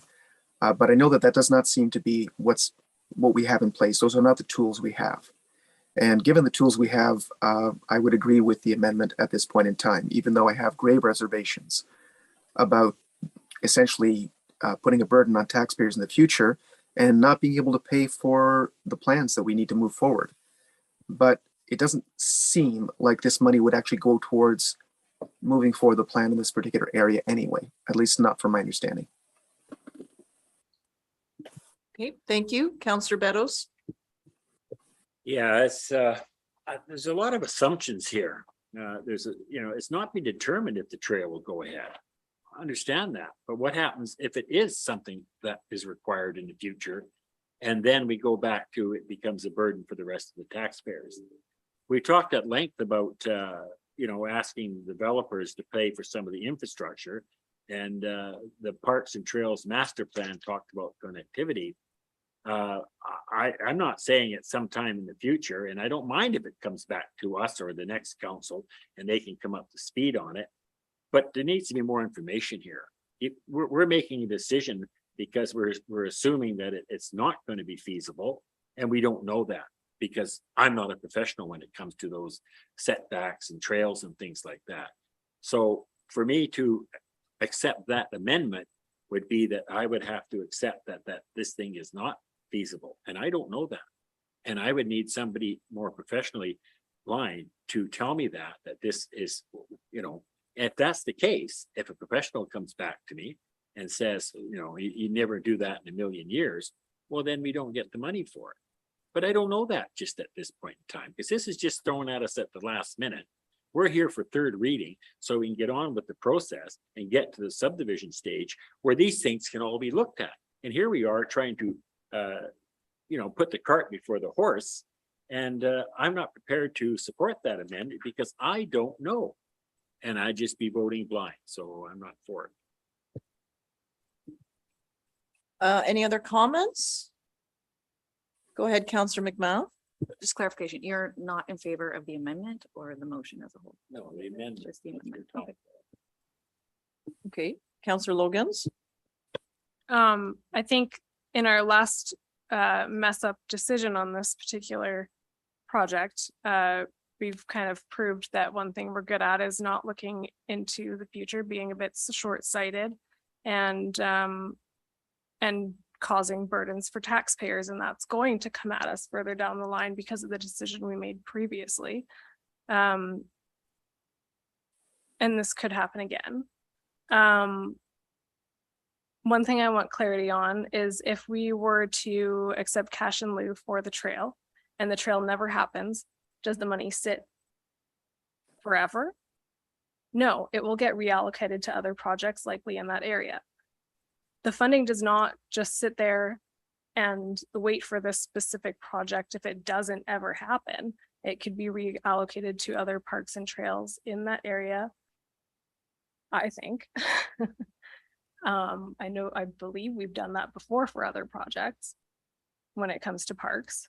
And when we're looking at an area that is rural, that I hope still stays and keeps that rural feel, but does fill in a little bit, we're still going to want really nice trails and lush areas and access for people to use their feet and their bikes to get around instead of using their cars to get around everywhere in that area. So I still think there's a need for the cash in lieu for potentially this trail, and as things build out, potentially others in this area. I don't want us to be so short-sighted to think that, as we were previously short-sighted, to think that nothing's going to happen here, because it will over time. It will happen here, whether it's this exact trail or another that we need to get connectivity for the residents. So my fear is that when we start saying no to these cash in lieu asks, that the neighbor will get a no, and the other neighbor will get a no, and the other neighbor will get a no. And then we'll have an entire area that is getting built up and has no amenities. And then, we'll have the same problem again and again, where folks come to us and say, we don't want our taxes raised for this road and this trail and so on and so forth, because we didn't do our job in the beginning and look into the future. That may be the case. I don't think the decision was short-sighted. I think council deliberated well and took in the nuances of the lands and what was practical and made a good decision there. In terms of future connectivity, maybe that's the case. Maybe different opportunities will emerge in 20, 30, 40 years when this area has necessary infrastructure and decides that it wants to densify and become more urban or suburban. But for now, what I'm hearing from residents here that wish to settle down in this area is they like the rural nature of it, and that is the draw. There is no sewer system in here. It is a septic based. We don't have infrastructure, and even in our plans to progress in that way, I don't see it extending up in that way. The draft OCP calls for this to be rural as it is. So I don't see the need. I don't see the need for an urban trail in a rural neighborhood with large acre lots. I also know that the regional trail through the Goose is not at the urban collector standard that it is closer in urban areas like Victoria. The residents chimed in and wanted it to remain rural in nature, which is why it is a more rural neighborhood area. So in terms of this being last minute, I'm not the one that put it on the PowerPoint. It wasn't in the materials provided to us. So we're now making this decision here because that is how it came to us. The applicant flagged it as a concern because it seems they've already hit an impasse. So we're here to make a decision. I think the decision to progress this to this point was the right decision for the community. And that's why I've moved the amendments. So anything else from members of council? Then I'll call the question on the amendment. All those in favor of the amendments? Anyone opposed? Councillor Logans and Beddoes are opposed. The motion carries on a 3-2. So now on the main motion as amended, it would be that council give third reading to the bylaw cited as zoning amendment bylaw number 844-600-91-2022. And that council directs staff to waive the requirements of a cash in lieu for a trail through the streamside protection enhancement area SPIA. So that is now the main amended motion that is on the floor. Anything further? One piece I'll add is going into the future, corridors for large carnivores and big trees are significant. In terms of the concern that we didn't hear from a professional, we heard from the people that own the land and know it well. They know the trees, they know the topography, they know what's on their property, they know what they will have to do to even get to this point. So I'm satisfied that that concern has been addressed. So I'll call the question on the main amended main amended motion. All those in favor, please. Anyone opposed? Councillor Logan is opposed and that's carried. Thank you. Okay, so moving on to 6.2. That is for development variance permit for 1613 Dufour Road. So I'll turn this over to staff, please. Oh, sorry, I forgot. We need to get counselors back in the room. Sorry about that. So Councillor Lajeunesse and Councillor Bateman is in a Zoom meeting room. So yeah, they may just need a couple of minutes to get back in the room. Thank you for the reminder. And Mayor and Council, I think I'll be excusing myself at this point. While everyone is coming back into the meeting. But Mr. Brown, the public hearing is over. You can't, sir, the public hearing's over. I know, but the public hearing is closed. Thank you.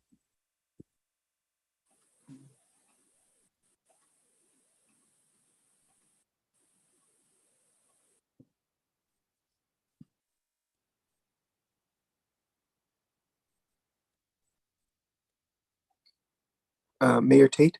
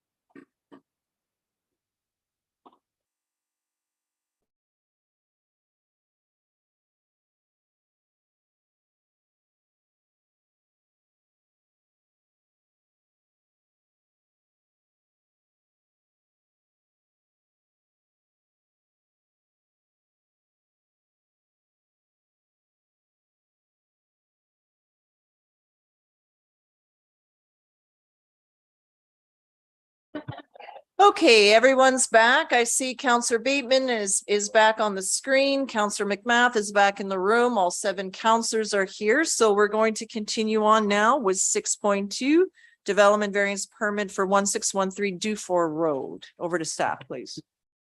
Thank you. So this is a development variance permit application for 1613 Dufour Road. It's to vary the setback to the natural boundary of the sea, taking it from a 15-meter setback down to 0 meters, and that's for the purposes of constructing a engineered seawall. Staff have reviewed the information that was received as part of the referral process and the technical reports that were submitted along with the application, and we have no concerns with the information that was submitted. The property's currently zoned RU4. It's approximately just under half a hectare and is designated community residential in our official community plan.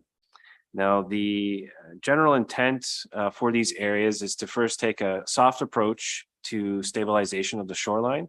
So that what that means is providing a sufficient naturalized setback area so that restoration can naturally occur. However, based on the geotechnical report and letter of assessment that have been submitted with this application, it's been determined by these professionals that the best approach to shoreline stabilization is this engineered seawall. You can see here on the screen the area that is affected for the variance, and that goes along the natural present boundary for this property. So it lies within the titled property, so it's on private property and it's not within the foreshore area. We had a number of conversations with the province just to establish foreshore rights and who had proper authority. And through that process of referral, it was determined that the decision ultimately lies with the local government. And so through this review of technical information, staff could support the information that was submitted for the setback. And so based on that, you can see here just some photos of what the shoreline looks like. So it is sloping quite a bit into the ocean. So this boulder stacked wall that you can see just on the left-hand side of the screen is the proposed reclamation for stabilizing that shoreline. So based on what has been demonstrated and recommended in the RISIC geotechnical report, as well as the letter of assessment by Corvidae, staff are support of the setback and for the applicant to then proceed with construction of the seawall based on a development variance permit application authorizing that 0 meter setback to the natural boundary of the sea. And that concludes my presentation. Okay, thank you. Thanks for the report. It seems pretty straightforward. The pictures are very helpful.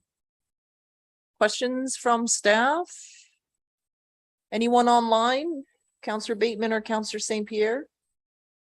No. Yeah, I'll have a quick question through you to staff. I took a walk along the beach this afternoon and I noticed 2 doors down there is a concrete wall, and the next property over there's a seawall built of logs with reinforced with steel girders holding them in place. So is this particular style of seawall one the district would recommend over others?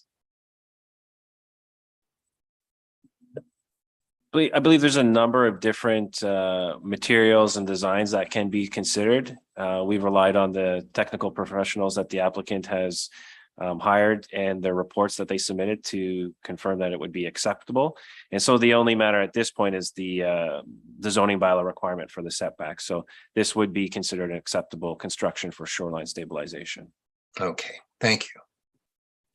Okay, so the recommendation is that council authorize the issuance of development variance permit for 1613 Dufour Road to reduce the setback from the natural boundary of the sea from 15 meters to 0 meters for a proposed seawall. So it's moved. Math. Oh, sorry, public input. Okay, thank you, Ms. Temple. So can we just pause and we'll just put that on the shelf temporarily? And invite any members of the public that would like to comment on this particular matter. I'll need to rush the microphones at once. Okay, so thank you for that reminder. There is no input from the public for those viewing online with the others. So on that, council, the motion has been moved and seconded. right? Who's seconded? Counselor Lajeunesse did. Any discussion from the mover? Seconder? Anything from anyone else? Seeing none, all those in favor? Anyone opposed? None opposed, that's unanimous. Okay, thank you very much. Moving on to item 7, adoption of meeting minutes. So we have a number here for a block. That would be that the following meeting minutes of council be adopted as circulated: June 20th, 2022, Committee of the Whole, July 18th, Committee of the Whole, July 19th, Special Council Meeting, July 25th, Regular Council Meeting, September 8th, Special Council Meeting. So moved. Oh, Counselor Oh. Bateman has moved them Sorry. A bit of shock at the moment. and seconded by Counselor St. Pierre. So that's an all clear from Counselor Bateman. Well, Any- I've moved them. I have a comment, however.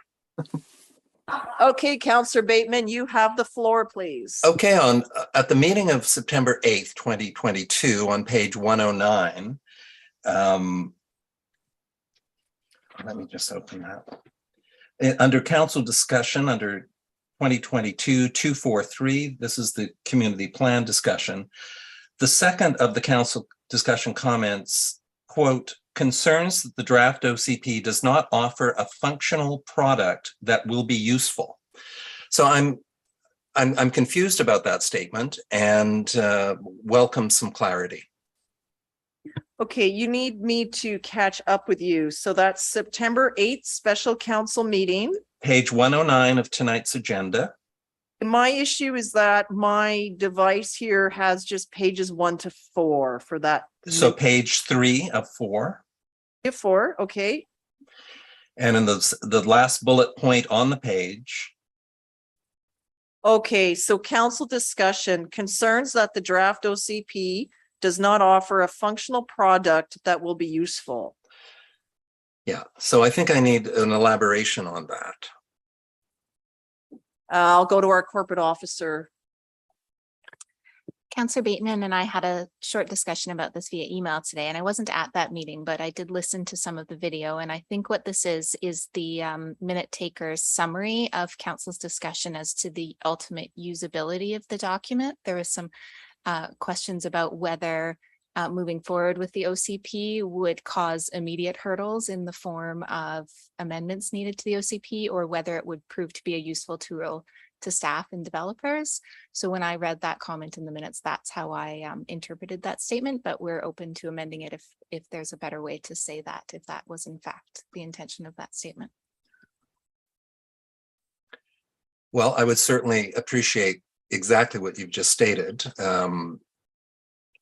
That this was a question regarding the ultimate usability of the document, as council discussed. Whether the document in its current form would cause additional hurdles or provide a useful tool to staff and developers. We can make that amendment. Thank you. Councillor McMahon. To me, that's already encapsulated in the recording for council discussion. Okay. Are you okay though for the amendment to go ahead? Like if that change is made? Maybe there could be, how about we keep this bullet and add a third bullet with that piece? I'd rather just leave the bullet as is, because if we're getting too specified, like he's picking like one section or like one specific group of people, I'd rather leave it open, because there will be, we have a split vote on the OCP in general, but the functional or the non-functional pieces are still up for debate. So just leaving it open-ended like this encapsulates the purpose of the discussions that we've had. Okay. Like, I don't see a reason why we would need to finesse the language to be that particular. Are you okay to leave it as Councillor Bateman? Well, I'd like to see the language finesse because I don't understand it as it's written. Okay, so you'll need to propose. The block of meeting minutes has been moved and seconded, right? Okay, you'll need to propose an amendment because I don't have consensus in the room. Okay, I believe I did propose an amendment with the language. Like as- you actually need to move something now because Okay, consensus in the room. All right. So be amended so to remove the statement and replace with.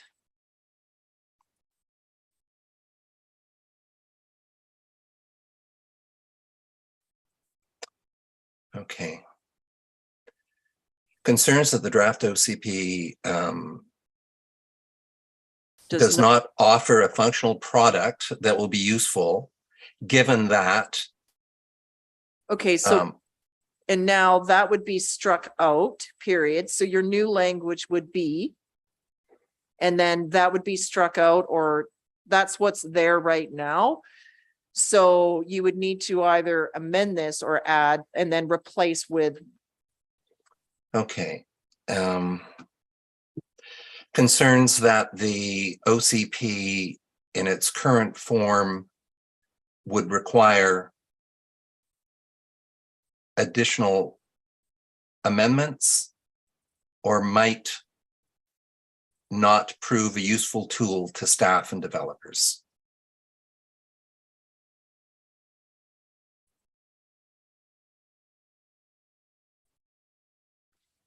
You can see that, right, Councillor Bateman? Yes, I can. So that captures what you would like. You would like that statement removed and then replaced with this. Yeah, that I understand. Okay, so that is the amendment that's moved. Do we have a seconder for that amendment? Seconded by Councillor St. Pierre. Okay, so the amendment is on the floor. So Councillor Bateman to motivate. I think that says it. Okay, so Councillor St. Pierre, any comments? I think Councillor Bateman is correct that the previous statement lacked specificity, and that this actually is more specific in terms of the concerns the public had. Okay, any comments from anyone else? Councillor Logans? Yeah, at first I thought this was a little bit much, and but I think that's a fair amendment, that it does. Those are things that we discussed, that it might not prove useful as a useful tool, so I'll be in favor of it. Okay, Councillor McMath? The lack of function is not limited to staff and developers. It could be the entire community that's affected by that. And so this recommendation comes like a personal preference and more of a personal stance rather than just an objective collection of the concerns that the entire community has. Okay, anything from Councillor Beddoes or Lajeunesse? Lajeunesse? Okay, so I'm going to call the question on the amendment. I thought the same, like at first I was indifferent. I hear what Councillor Logan says, so I'm like, okay, but now hearing what Councillor McMath says and some of the other pieces, I think the original language should stand rather than it being specific in this particular area. Okay, so I'm going to call the question on the amendment. All those in favor? Anyone opposed? So the mayor, Councillor McMath and Councillor Lajeunesse are opposed to the amendment. The amendment carries on a 4-3, so that stands. So now on the main amended motion of the block of minutes and this amendment, all those in favor of the main amended motion? Anyone opposed? Councillor Lajeunesse, are you opposed? You're in favor. All right, everyone's in favor. That's unanimous. Okay, thank you. Okay, delegation section number 8.1. We have a quarterly report from our fire department. Over to Chief, please. Thank you. Good evening, Your Worship and Council. So I'm briefly going to summarize the quarter from July through September. Business as usual, been a fairly steady summer. We've completed annual hose testing and ladder testing, which is something that we're regulated to do yearly. So that's been completed. We've been working with a lot of our partners and stakeholders in preparation for a anticipated heat dome that actually didn't happen. So that wasn't a bad thing, but we worked with everybody to make sure we were quite prepared for that. As everybody's aware, the campfire ban was in place for a good chunk of the summer, and now it's been lifted. At the last week, I believe it was, staff, meaning fire staff, bylaw staff, and some park staff sat in on a session called Face to Face. It's a session hosted to educate first responders, bylaw and parks, and the challenges working with demographics that are struggling from substance abuse, have mental health issues and homeless issues. So it was a well-attended event, and the information we got was very good and will help us moving forward doing our job better. We'll be posting for the vacant deputy chief's position, hopefully early October, with the goal of having that seat filled by January 1. I've been working with the CRD to exercise a dam breach at the Souk Lake Dam. It's a regulatory requirement for the owners of the dam, so I've been doing some work with those folks, and we're just basically doing scenarios at this point so we can make sure that we're ready and prepared in the event such a thing happens. Total calls for this quarter, 267 emergency calls were responded to, and 51 calls for service, which are non-emergency calls, were responded to. Our new career hire that we brought in this year has passed his probationary period, and I'll be having a performance conversation with him in October. And in regards to recruiting, all of our recruits that we brought on board early this year are now fully trained and actively responding to incidents. We are getting ready to undergo another recruitment, as we do every year this time, with the goal of starting those folks off in 2023. We currently sit at approximately 25 members for our paid on-call staff. As you're aware, the master fire plan was delivered in front of council. There's one piece left for the consultant to do, and that's to do a public engagement piece. We're hopeful that once our renovations are completed, we will invite him back. At the time, we'll probably have an open house where he can engage actively with the public. So it's looking like that will possibly be early 2023 as well, just based on other things coming up. In regards to the station renovation, there's light at the end of the tunnel. I think the predicted date of us returning to our space is the end of October. So that's exciting. Fire Smart. So our Fire Smart coordinator has been very active in our community.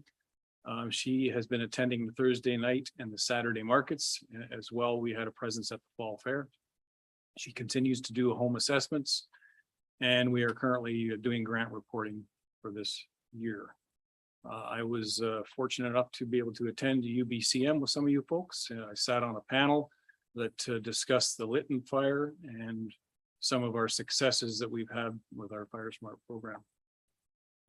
In regards to emergency management, due to the vacant position with the deputy chief seat being vacant, that's what I'm trying to say, I am now the interim emergency program coordinator.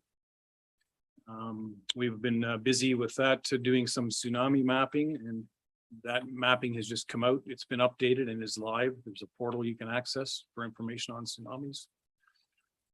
As I said earlier, we've been sitting in on heat emergency planning sessions for preparedness. Our emergency social services team is going strong with 24 members, and they are excited because we're back to face-to-face meetings, and they've had a presence at our local markets as well. We're at the tail end, hopefully, of bargaining with the International Association of Firefighters. It's moving along well. Dispatch, as you're aware, was moved from Langford to Saanich. That's working out rather well. We're also continuing to work with the CRD with the hopes of acquiring a new record management system.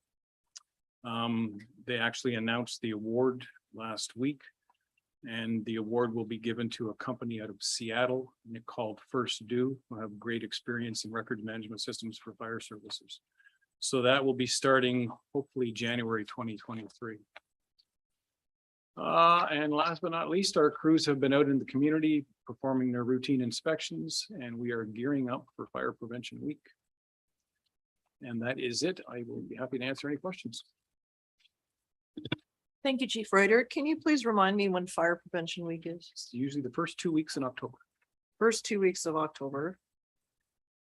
There was also a time where I seem to recall that with every daylight savings, that should be a reminder to everyone at home to replace the batteries and smoke alarms. That's still a thing? That is correct. Okay. Yeah. And I'm just wondering, as you open up, our children, are you reaching out to the schools? Are there school trips that are scheduled? It seems that there is a resumption of everything, including field trips. So just asking about that. That's what we're currently working on, and due to me being somewhat new, I guess, I'm just looking at what has happened in the past, and with our vacant chair right now, we're sort of chasing our tail, so to speak. So the goal will be is to get out to the schools and do as much as we can. Next year, the hope would be is to get somebody in that chair that has significant experience in public education and prevention, so we can actually have a full-fledged program that would go not just specific to Fire Prevention Week, but goes all year long. So those things are in the works. Okay, I'll be in Journey Middle School tomorrow, so I might just share out Yep. that if that age cohort is interested, that they could connect with you. Okay. Okay, And just to give you the dates for Fire Prevention Week, it's October 9th through October 15th. And I aired, it's 1 week in length. that's always an exciting week, especially given the season.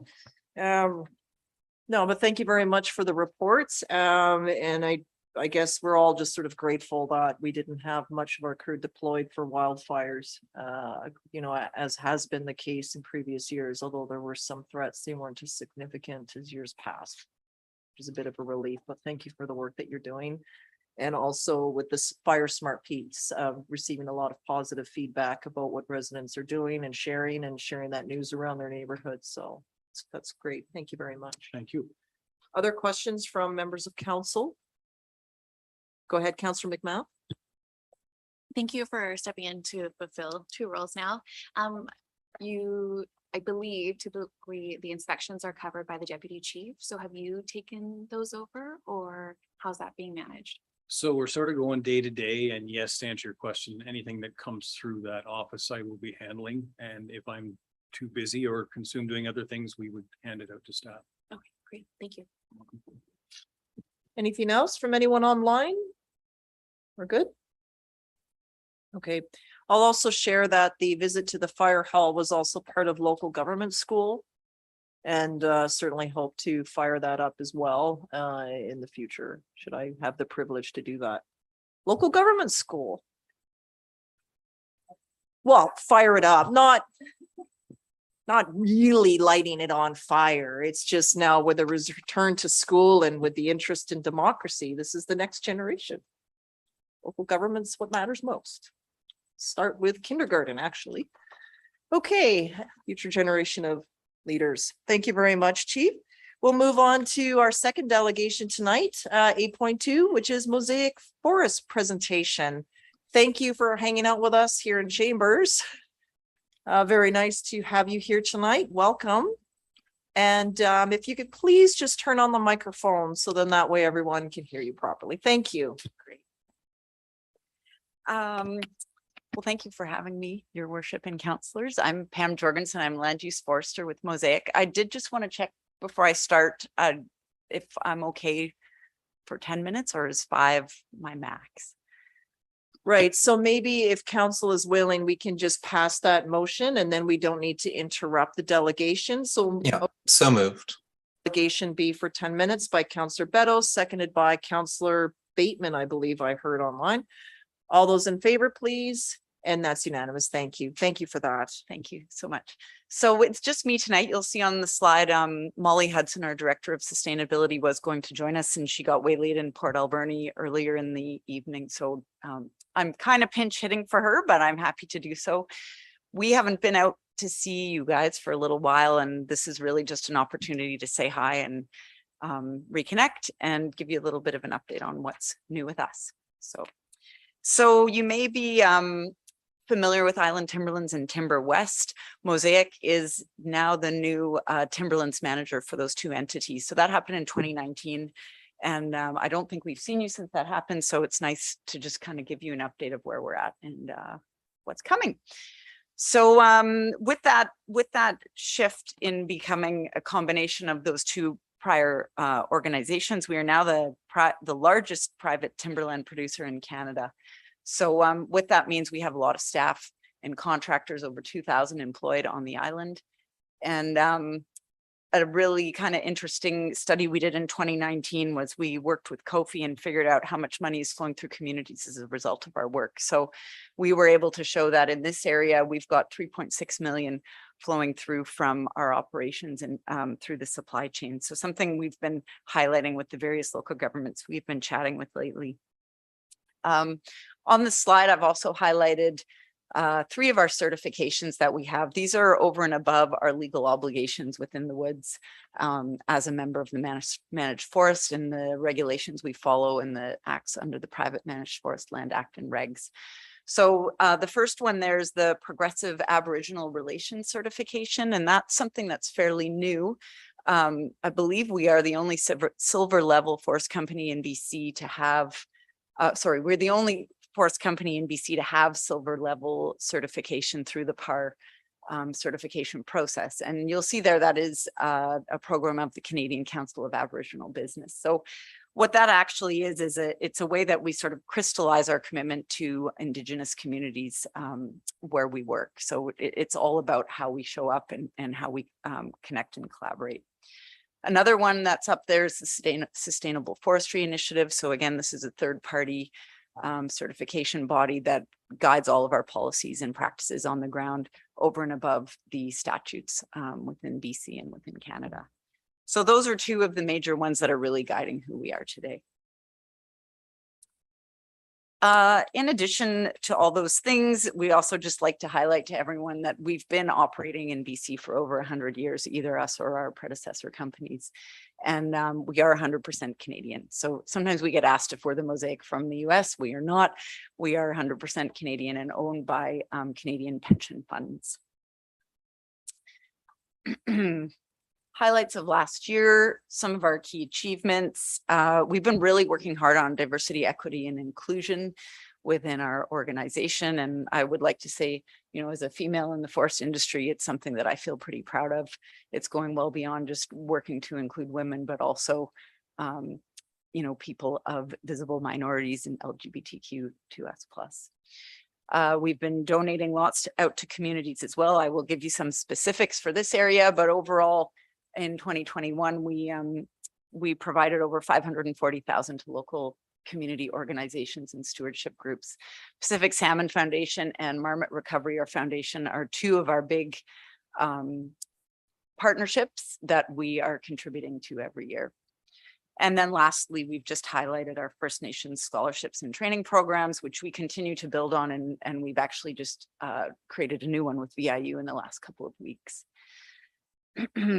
One of the big announcements recently is about our Big Coast Forest Climate Initiative. So I don't know if you've seen and heard about that in the news, but it's really an opportunity for us to start playing in the carbon credits market. So there is a link there at the bottom, a web link that can tell you more about it. I'm just kind of hitting the high notes here tonight. I would encourage you to have a look at that if it's of interest to you. But essentially what we've done is we've set aside 40,000 hectares of mature and old forest. And that is in little pieces from Campbell River down here to Souk. And we are setting it aside for 25 years. So that has been, we've done all the math on it. And it's over 80% mature and old. And yeah, so it's a 25-year commitment for us where we will sell these carbon credits on the open market. And we kind of look at it, we've been saying that it's an elegant solution for us where, you know, we have an ability to have an economic return on forests we set aside, and communities have the ability to benefit from, you know, us potentially setting aside these areas from harvesting. You know, potentially they could be in, you'll see on those bullets at the bottom there, you know, they could be in drinking water areas, they could be special old growth, they could be socially sensitive areas. There's a whole range of criteria that are covered within the various areas we've set aside. So we're actually going through the process right now where we're having a third party verify what we've set aside and that it's meeting the expectations of these specific carbon crediting markets. And they should be, I think, going for sale, you know, within the next couple of months. It's something that I've heard internally. We're just waiting on the sort of final steps for.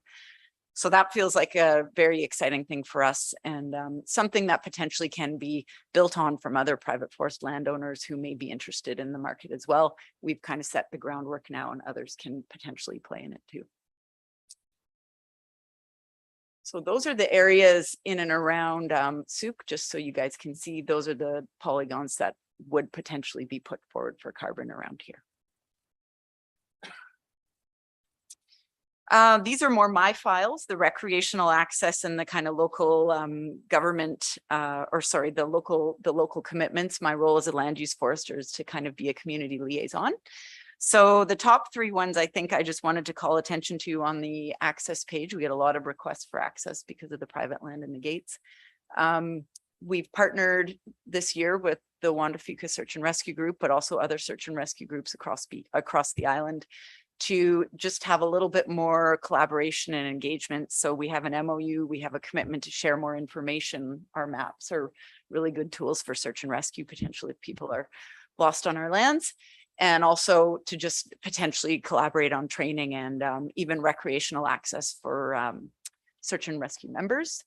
The Victoria Fish and Game Club is a group that's had access to our lands through the Butler Gate and then also through the Kapoor Gate up in Shawnigan. That partnership continues to be strong, and they continue to have an agreement with us where if you're a member of their access group, you can have a key and you can get through those gates on the weekend to fish and hunt. So that's been a really nice partnership. And then the third key one up there is that we've just signed agreements with Souk ATV Club, but other ATV groups on the island as well to have more access to our lands. So if you're interested in that, the Souk ATV Club is the one that will manage their membership and make sure people know where they're allowed to go and where they maybe wouldn't go. But it's essentially an opportunity to go to use the forest roads in the area and to again have access on weekends. They haven't been able to use it because the forests have been so dry and we just signed it in the summer. But as soon as we get a little bit of rain, they'll have the green light to go out. Local activities, just a few things here. These are mostly related to sponsorships and donations, but we continue to work with the Jack Brooks Hatchery, the old Jack Brooks Hatchery and the new group, the JDF Salmon Enhancement Society at Charters Creek. So we have an MOU with that group and we provide funding to them on a yearly basis and collaboration is needed. That picture in the top there that looks pretty funny on the screen is actually the old Jack Brooks hatchery site, which we've now rehabbed and is kind of returned to the forest, or it will be returning to the forest over time. Small donation we were able to provide to the John Muir Elementary PAC. They just asked us for a donation for a nature playground, which is something that fit within our donations and sponsorship policy. And then lastly, I just thought I'd flag what we've been doing since we became Mosaic is every Christmas we are doing something called a season of giving and just trying to share with all the communities where we work. So last year we were able to hit up 2 Souk groups. We provided to the Souk Food Bank and Meals on Wheels Souk, and we'll continue to do that this year to the various communities where we have a role. And what's next? So I know Councillor Bateman has been in touch with me about the Souk mural and whether that's something that Mosaic might be interested in being involved with moving forward. Definitely interested in staying in touch on that and seeing how we can collaborate. We will continue to support local stewardship groups and other kind of grassroots organizations in the community as needed. And for anybody who is interested and in touch with those groups, we do have a link on our website, communities and then donations, and we review as a committee about every 6 weeks all the requests we get for donations from local groups. And then, as I said already, the season of giving will continue. So that's kind of a high level of where we're at today, and I'm happy to take any questions or hear any feedback from you. That's wonderful. Thank you very much for the presentation and for preparing all of that for us. If it's possible that we could have access for the PowerPoint, just to have, because there's a lot of great information in there. That would be wonderful if that could be made possible. Yes, I've given the PDF of the presentation to the staff, so that would be perfectly fine to share. Okay. And just really appreciate the community support that is done.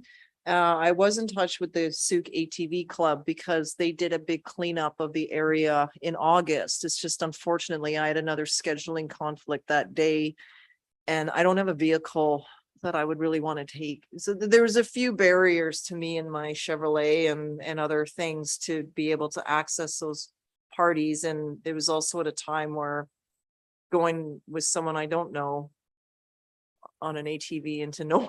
There's no cell coverage sometimes doesn't. I'll go with you. I know you. But they did bring out a large amount of litter and debris. It was a significant load that they pulled out of the forest. So I greatly appreciate the group for doing that, the volunteer group, but also just the ability for them to access and look forward to a safer time where they can actually get out and recreate. It's really important to parents such as myself that we get kids out into nature and away off their screens and devices. And so getting them out far away from internet connectivity and cell coverage is actually kind of a good thing. Just saying, it's a nightmare otherwise. So that's wonderful. And I just wanted to check in if Domenico is he? Yes, Domenico is still our chief forester. Okay, So he's leading on, he's actually the lead on our carbon file. And Okay. Molly Hudson, who couldn't be here today, is the lead now on kind of community related topics. So Molly and me are kind of taking that in the South Island here. okay, it's wonderful because we had teed up a meeting at one point in time and then my mother passed and then COVID hit and the world changed. So it's been a while, but thank you for Yes. being here tonight. And then all of council and the public and our staff have the benefit of sharing the news as well. So I appreciate your patience and finally connecting. So thank you. I'll ask members of council, Councillor Lajeunesse and Logans. No, okay. Yeah, Timber West used to have a real estate development arm, Couverdon. Is that still in existence and doing anything? Yes, Couverton still does exist and they are doing projects. They've been really active up in Campbell River doing a Jubilee Heights kind of master plan community up there. And so they really pick and choose their projects and, you know, they're kind of a smaller arm of the business, but yes, there is still the real estate arm. Okay, yeah, I hadn't heard anything from them in a while. Yeah. And the other thing, your community investment projects, we have a bridge that we've been trying to, well, we don't have a bridge, but we would like to have a bridge from a very populated area that's full of young kids. And we're trying to get a connection from there to schools to have a pedestrian friendly access to schools. Because right now the only option is that they have to walk along Highway 14. And I'm wondering if you would be willing to contribute to that in some way. Yeah, we do those types of projects from time to time. So I would be very interested to hear more and I can take it back to my group and review it and let you know how we can help. Excellent.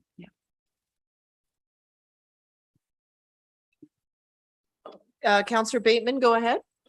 Yes, thank you for the presentation. Fascinating to learn all that you're up to, and thank you for your patience and interest in the mural project at Cedar Grove Mall. And we have you've now received a proposal from a local restorer artist, and I look forward to being in touch with you to discuss that further in the next number of weeks. Sounds great. I look forward to it too.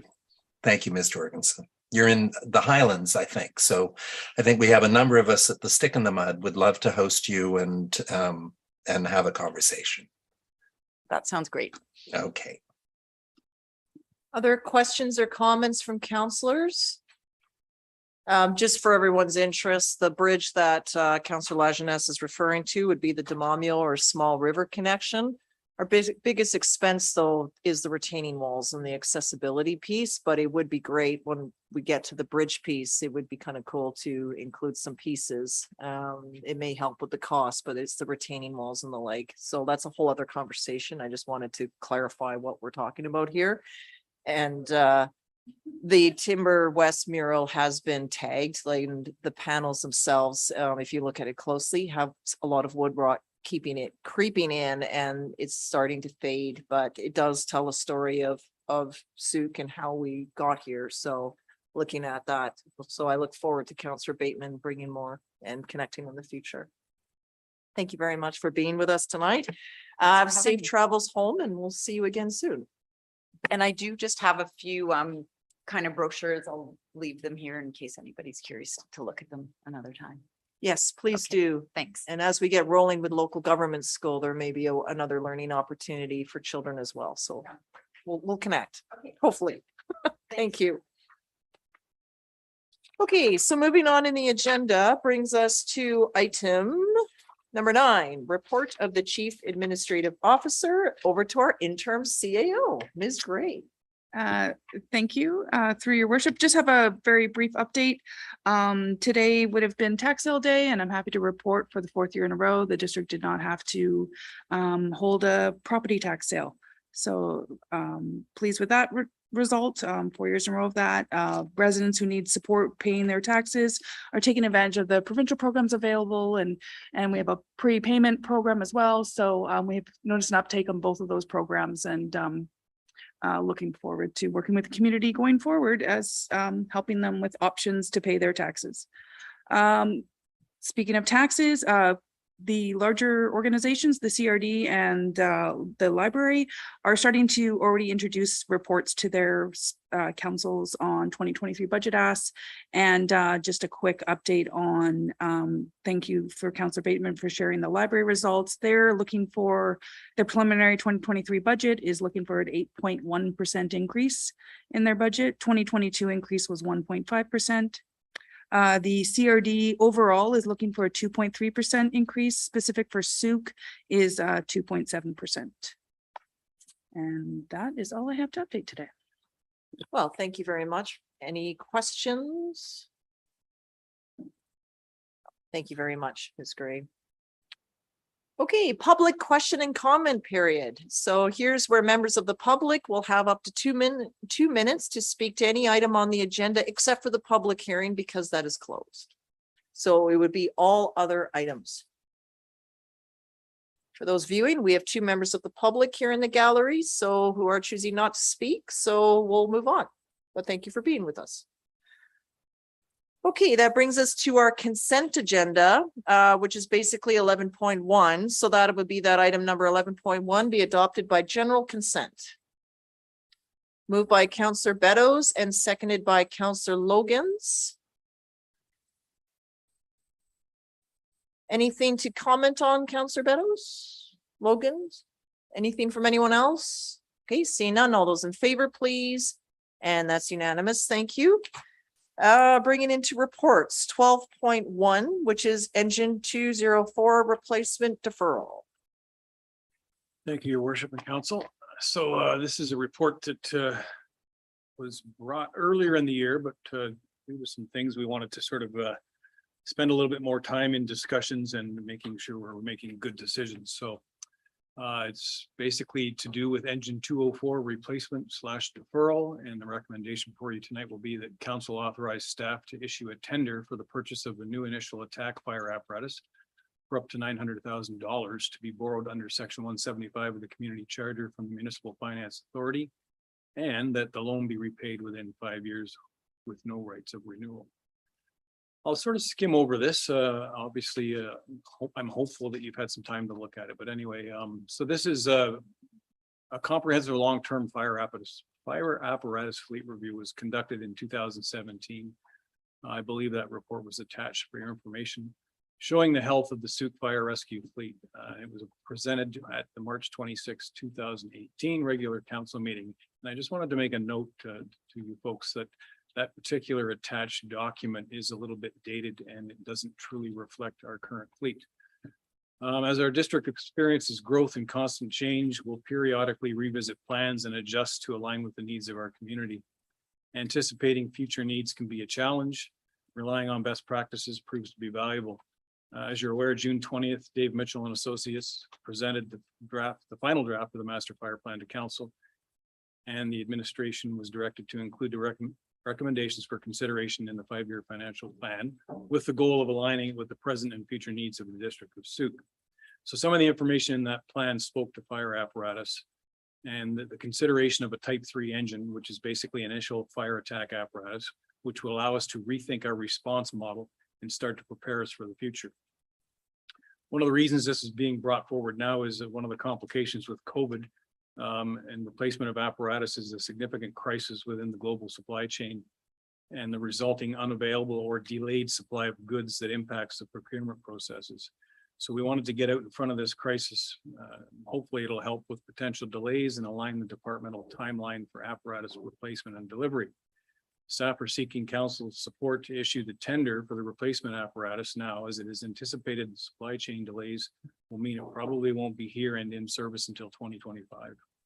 So as I said earlier, this information has been brought forward on 2 occasions.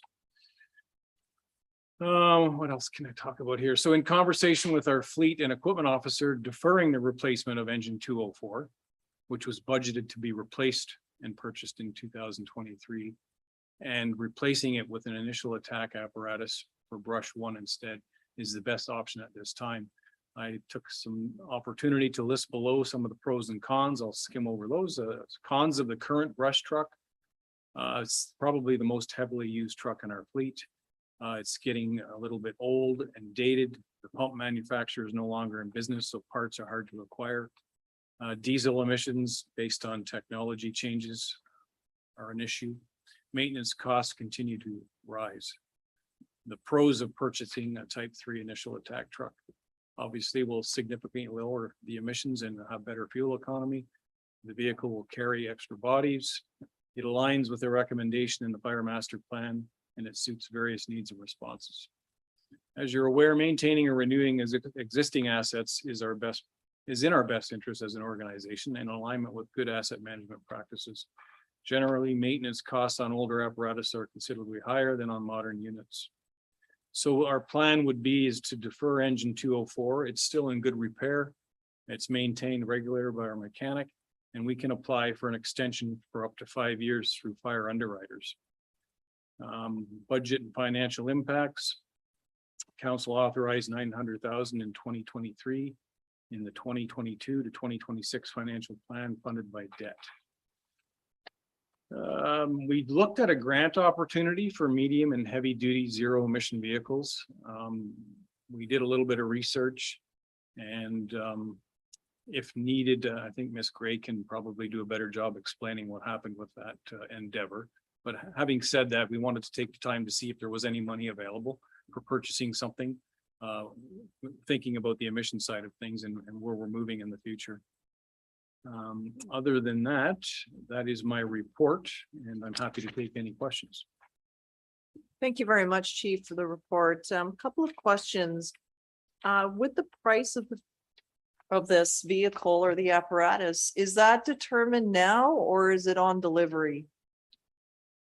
That's a good question. So we're getting information usually monthly as we start having these discussions, and the prices just seem to be increasing and increasing all the time.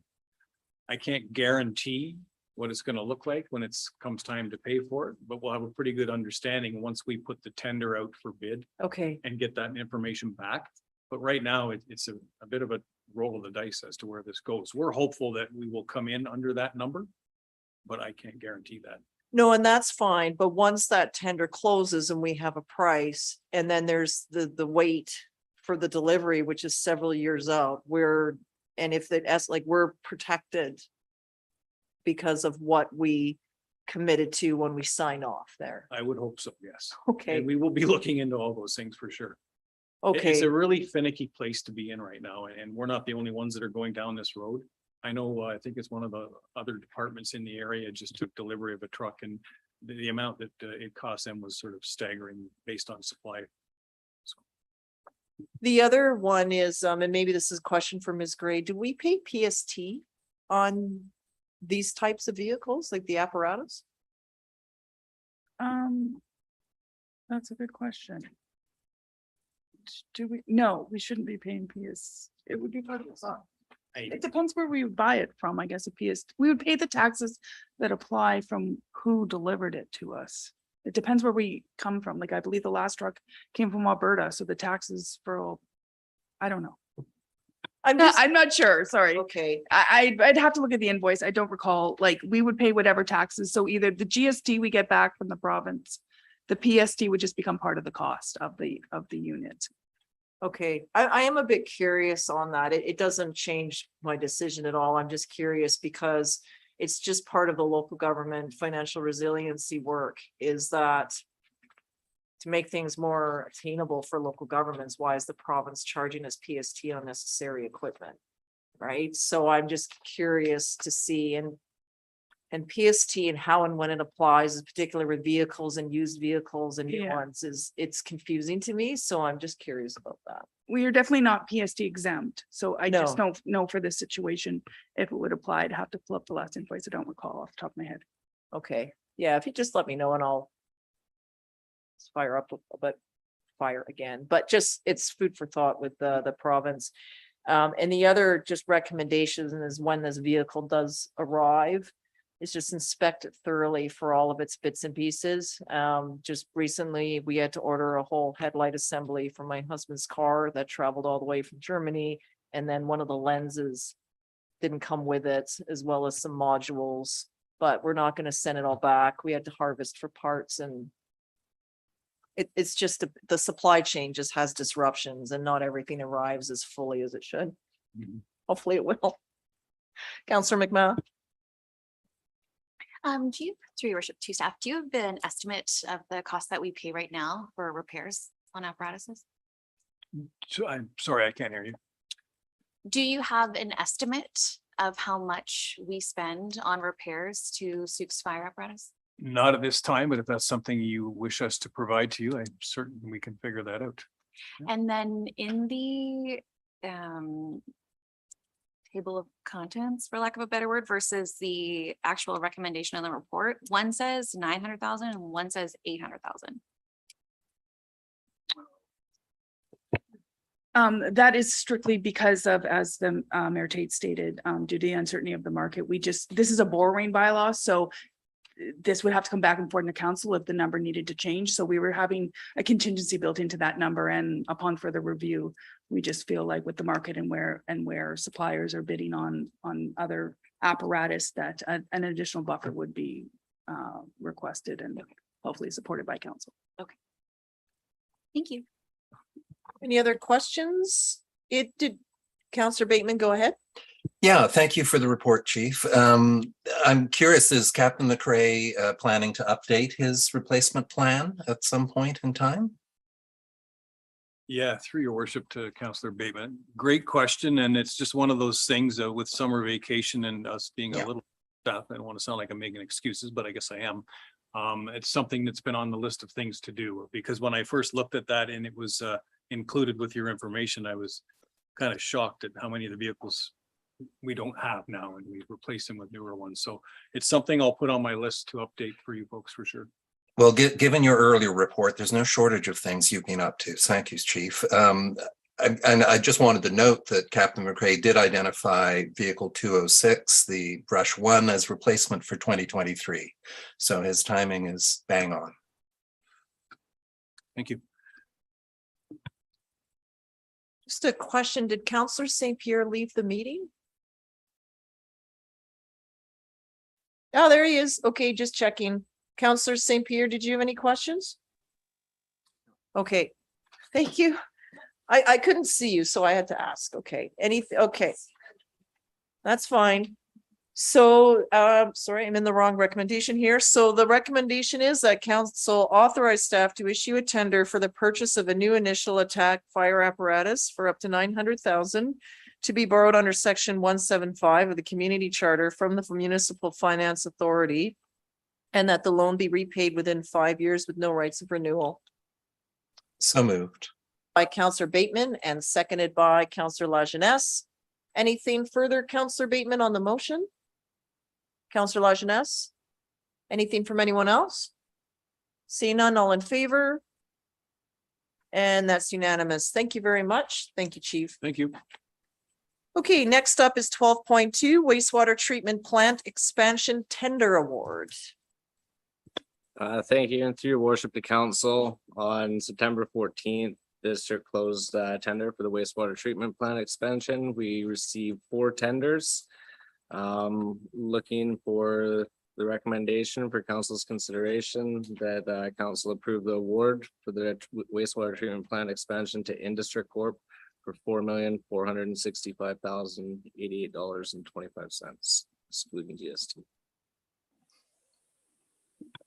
Okay, thank you. Curious, would there be any service disruptions while this is being done? No. It wouldn't. It's because you're just adding on another cell. Correct. So no shutdowns. There is shutdowns, but nothing that would affect the collection systems. Nothing, no service impact noted to the public. Okay. And how long do you think this work would be to take? Substantial completion will be done end of 2023. Okay. And is there any sort of fish window that needs to be worked around? Nope, there is not for this project. Okay, no, that's great. I mean, and it's pretty much out at the plant, so there's no. I don't see any traffic disruptions or anything like that either, really. There's the other component to this project. So this component of the whole wastewater treatment plant expansion, this is focused right at the plant, as well as the major components that were novated. The second piece of it is a force main that goes from the Maple South lift station right down to the plant. That piece is the second piece of this project, which will be tendered out shortly. Okay, And completed during the same time frame. So there will be traffic impacts, but all the permitting and proper traffic control, everything will be completed through the ministries beyond Highway 14. okay. And is that sort of to address the odor issue or? That's not to address the odor issue for the force main. No. That is a large trunk main. It's close to. So that's just redirecting the flow from that trunk main directly to the plant from the lift station on West Coast Road. Okay. And then lastly, sometimes interesting things are found. I don't know, I seem to recall at one time there was a section that was blocked, and when staff went to address this is a number of years ago, they found mop heads and shovels and all sorts of rebar in the within the actual pipes itself that may have contributed to that. So be curious just if any such treasures or otherwise are found that maybe we can do some public service, like don't store these tools in these particular places. Definitely, we can do educational components for wastewater. Okay. Well, I'm just saying, like, why would these things get in there? Like, don't. They all. Well, they all came out of the lines. So, I mean, how, why, when? Just saying is a bit of a mystery, but it would be good to do some education on proper storage of such. And any other interesting things that are noted, because we want the water to flow in one direction only. Okay, questions from other members of council. Councillor Bateman? Yeah, thank you. Through you to our Director of Operations. So Industria came in with the low bid, and I'm curious about some other considerations in the choice of this particular company. Can you tell us a bit about the company and your negotiation? Personally, cannot tell you about the company. The reviews are done by Stantec Consulting. Most of these companies are out of the lower mainland because they're the ones that are capable. Not many local people or companies have the expertise for the wastewater treatment plants. Okay. Well, I can tell you they're from Surrey, BC, and they are ranked the 6th fastest growing construction company in Canada in 2020, according to Canadian Business, for whatever that's worth. Thank you, Councillor Bateman. Other questions from members of council? Councillor Lajeunesse. Yeah, I was gonna ask the same question, actually. I have in my past position have purchased lots of large equipment and such. And it was never my practice to go with the lowest bidder. But so I was just curious how, but I think you've answered that question. So I'm good. Okay, thanks for asking the same question. Anything else that's new? Okay, so we'll recommendation that council approve the award of wastewater treatment plant expansion project to Industrial Construction Corp for $4,065,088.25 excluding GST. Moved by Councillor Beddoes and seconded by Councillor Logans. Anything further, Councillor Beddoes? We like precise a microphone on. Yeah, sure, it doesn't matter, as long as you heard it here. Yeah, no, it's something that needs to be done, and I look forward to it at its completion. So thanks, everybody, for putting a lot of effort into a very big project. Good stuff. Councillor Logans? Great. Excellent. All those in favor, please? Anyone opposed? That's carried. Thank you, Mr. Carter. Okay, we're getting into our bylaw section. So we have bylaw number 813, zoning amendment for 2614 Otter Point Road here for adoption. And it's basically that council adopt this bylaw. So moved. Okay. Counselor Beddoes, seconded by Counselor. So moved. All those in favor? And that's unanimous. Thank you. We still have quorum. Counselor Logan's is just taking a health break. 13.2, the checkout bag amendment bylaw. So this is to exempt, as you all know, drive-through takeout or delivery restaurants. So moved. By Counselor Bateman, that council adopt the bylaw cited as checkout bag amendment bylaw number 866, 831-02, 2022, seconded by Counselor Lajeunesse. Can I ask staff to please print me the staff report and this copy of the bylaw? Because my friends at McDonald's would greatly appreciate that, and I just want to deliver it to the employees that are working there. Okay, all those in favor? And that's unanimous. Thank you. Okay, number 13.3 is bylaw number, sorry, I need my glasses. 866 zoning amendment for 6519 Throop Road. Over to staff, please.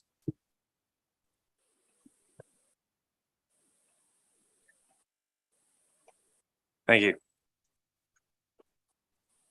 So this is a not a large rezoning application. So it's fairly minor in nature, and the property is located at 6519 Throop Road.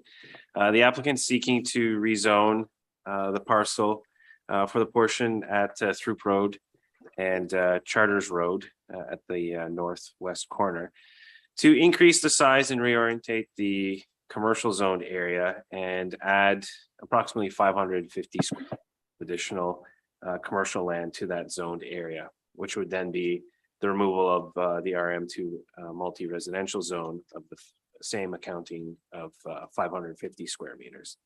Now, this is to improve access by changing the site frontage from Throop Road down to Charters Road. So that would be the access point now for that commercial area. And also of note that this property went through the rezoning process back in 2007. And so at that time, all of the development matters were addressed with that. And so through our referral process, there weren't any additional requirements that were of concern. And so we would be proceeding with those development requirements of 2007, which get triggered at the development permit or building permit stages. Now, the parcel is approximately 3.36 hectares and has split zoning, as you can see on the left side of the screen here, of C1 neighborhood commercial, RM2 medium density multifamily 2, and RU2 rural zoning. The proposed commercial area is approximately 0.2 hectares in size, and the property is designated community residential in the official community plan, which encourages appropriately scaled commercial development as well to serve the surrounding residential units. You can see on the right side of the screen here that that blue rectangle, that's the existing commercial zoned area, and then the black hatched area is how it would be reconfigured based on this proposed rezoning. As I mentioned, this is a relatively minor rezoning application, which will improve the configuration and internal traffic circulation of the future mixed-use commercial development site at the corners of Charters and Throop Road. The property is relatively flat and vacant of any development. So with that, staff is recommending first and second reading of the zoning amendments, and as well that staff are authorized to schedule a public hearing in accordance with the Local Government Act. That concludes my presentation. Thank you. Okay, thank you. Can you just go back to the screen that has the, not this one, but the one with sort of like this one here? I would just recommend, if possible, when it goes to the public hearing, is to see if there's something updated that might show the Charters project. Because that's moving along now and it has structures and stuff on it, and it just might help orientate where this is. Like, it just looks like it's the south part just is just sort of forested and clear, but we do have that approved building in there, and like to the adjacent south, right? Like right? So on our 2001 aerial photography, it does not appear with that layer turned on that we have that Charters BC housing project visible yet. Or 20, what did I say? 2001. Oh, yeah. Definitely It would not show up there, that's for sure. Like then I just saying, because I don't think the other one would exist Yes. either. That's quite progress after incorporation. No, in 2021, it's not visible on my ortho photo for 2021. No, and I figured that, but But just we'll if just get it's, some other kind of some other kind of photo just to show its relation. Yeah. yeah, and then it just might depict that a little better, like we know it's there, but, and it is outlined in the staff report, but it might just help if that's possible, just Sure. say. Noted for the public hearing. Thank you. Okay. Questions for staff? Counselor Bateman, did I see your hand? Well, sure, I'll jump in. You didn't see my hand, but I've got a question. You didn't mention the property owner's name. You say the owner of the property. It's tradition that we don't get that kind of information. Is that correct? Typically, we haven't had that, ownership or other identifiers provided in the application process for presentation. Okay, and in terms of the neighborhood commercial zone, given how close it is to a pair of a middle school and an elementary school, I'm wondering whether there are opportunities to put a covenant on this to ensure that we don't get a candy shop or a convenience store, which is allowed within the zone, of course, but I wonder whether parents might have concerns over an issue like that.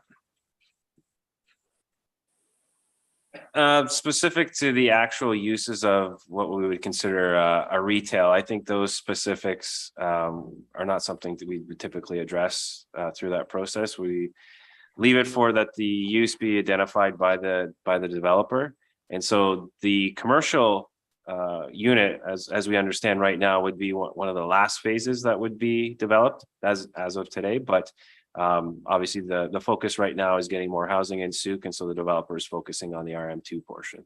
All right. And I guess finally, I note that BC Transit would like to see a bus stop in at the corner of Throop and Charters.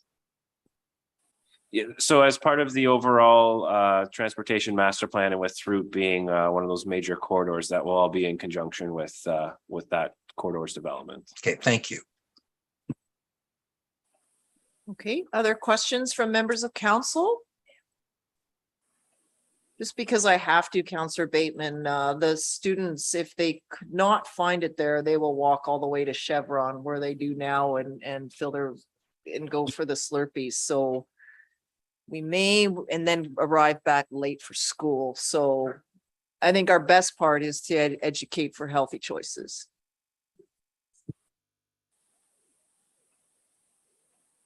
You know, dentists might fit there. Okay, anything further from members of council? Okay, so we have a recommendation here, and that is that council give first and second reading to zoning amendment bylaw number 868-600-92-2022 to amend the zoning on a portion of the subject property to reorient and enlarge the existing neighborhood commercial C1 zone by approximately 550 square meters and decrease the medium density multifamily 2 RM2 by approximately 550 square meters located at 6519 Throop Road, as shown configured in Schedule A of the bylaw, and that council authorized staff to schedule a public hearing for zoning amendment bylaw number 868-600-92-2022 in accordance with section 466 of the Local Government Act. That's been moved by Councillor Logans and seconded by Councillor Lajeunesse. Any comments from the mover or the seconder? Anything from anyone else? I will call the question then. All those in favor, please. And that's a unanimous. Thank you. Just a comment that last year at Halloween, my former neighbor was a dentist and offered children a choice between a toothbrush, floss, and the candy.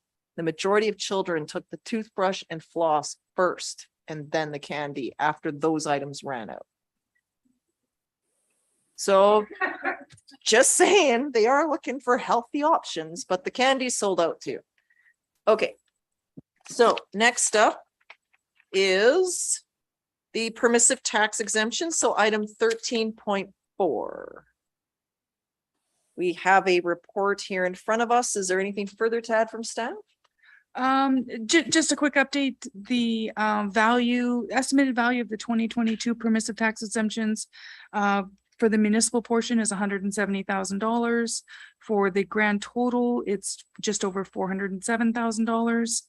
And the district does receive just under $42,000 for payment in lieu of taxes for the RCMP building and 2 other properties in Souk. And that's all I have. I'm happy to answer any questions. This is to move the current the former thrift store location and add the new location of the thrift store. Happy to answer any questions. Okay, so that is the one under, oh, I see, the Souk Family Resource Society. Correct. Okay, I'll just share, just have a question in addition to this. On the weekend, I was at the opening for the Souk Transition House Society. So this is the group that supports women and children fleeing domestic violence, and they have opened their thrift store and community care office next to the building at the post office, but they're not on here, so they would need to make that application. Correct. Every year, organizations have until I believe it's August 31st to submit their application to the district, and then October 30th is the deadline for council to approve the bylaw and submit that into the province. Okay. Thank you for that. Questions from members of council? Okay, so the motion is that council give first, second, and third reading to permissive tax exemption bylaw number 870-792-02 2022. Moved by Councillor McMath, seconded by Councillor Lajeunesse. Any discussion? See none, all in favor, and that's unanimous. Thank you. I don't believe there's any new business. So I'll move on to correspondence requiring action. So this is from the Harmony Project. As you may know, they hosted the drive-in movie night that Councillor Logan's attended last year as it landed on Halloween. So they are looking to return and have permission to go ahead with it again this year. And so they are requesting sponsorship for this year, ideally in the amount of $3,500. So this is here for consideration. I believe we do have money in contingency that we could use because I think our sponsorship fund is probably hitting the empty portion. There is $1,400 left in the sponsorship fund. Okay. They will be doing this on October 30th. So it'll be Saturday. They've landed the original Ghostbuster movie, just all-time hit, saying, and all are welcome. And it doesn't conflict with Halloween, so it provides another fun event for families, and it still leaves all the children free to load up on candy the next night. So, any motion, Councillor Logan's? Yeah, I attended the event last year and it was really fun. It was jam-packed. The tickets sold out in seconds. And the band played and it was fantastic. However, it was the absolute worst thing that we've probably done for the environment in our community in terms of a public event ever. And for that reason, I can't support this from the perspective of a council where our funding is directed in certain ways and we're very focused on the climate and the environment.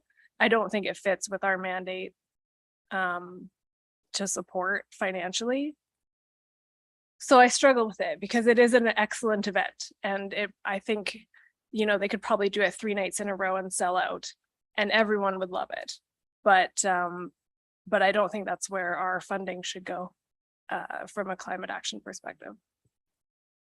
Thank you. Councillor McMahon? Sorry, what was the issue at the event? Everyone has to have their cars on for the entirety of the film. Yes.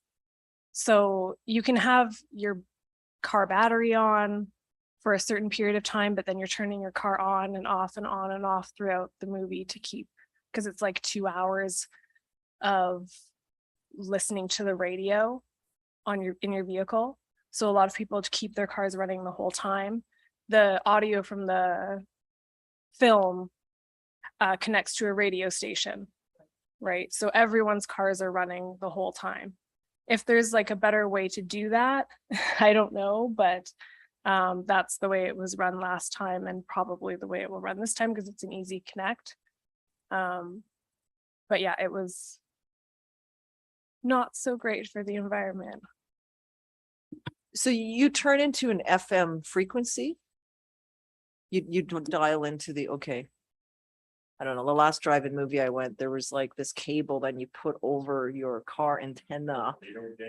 I know, and nobody has antennas like that anymore, so. And perhaps there's an ask we could do, like, I don't expect this to fail.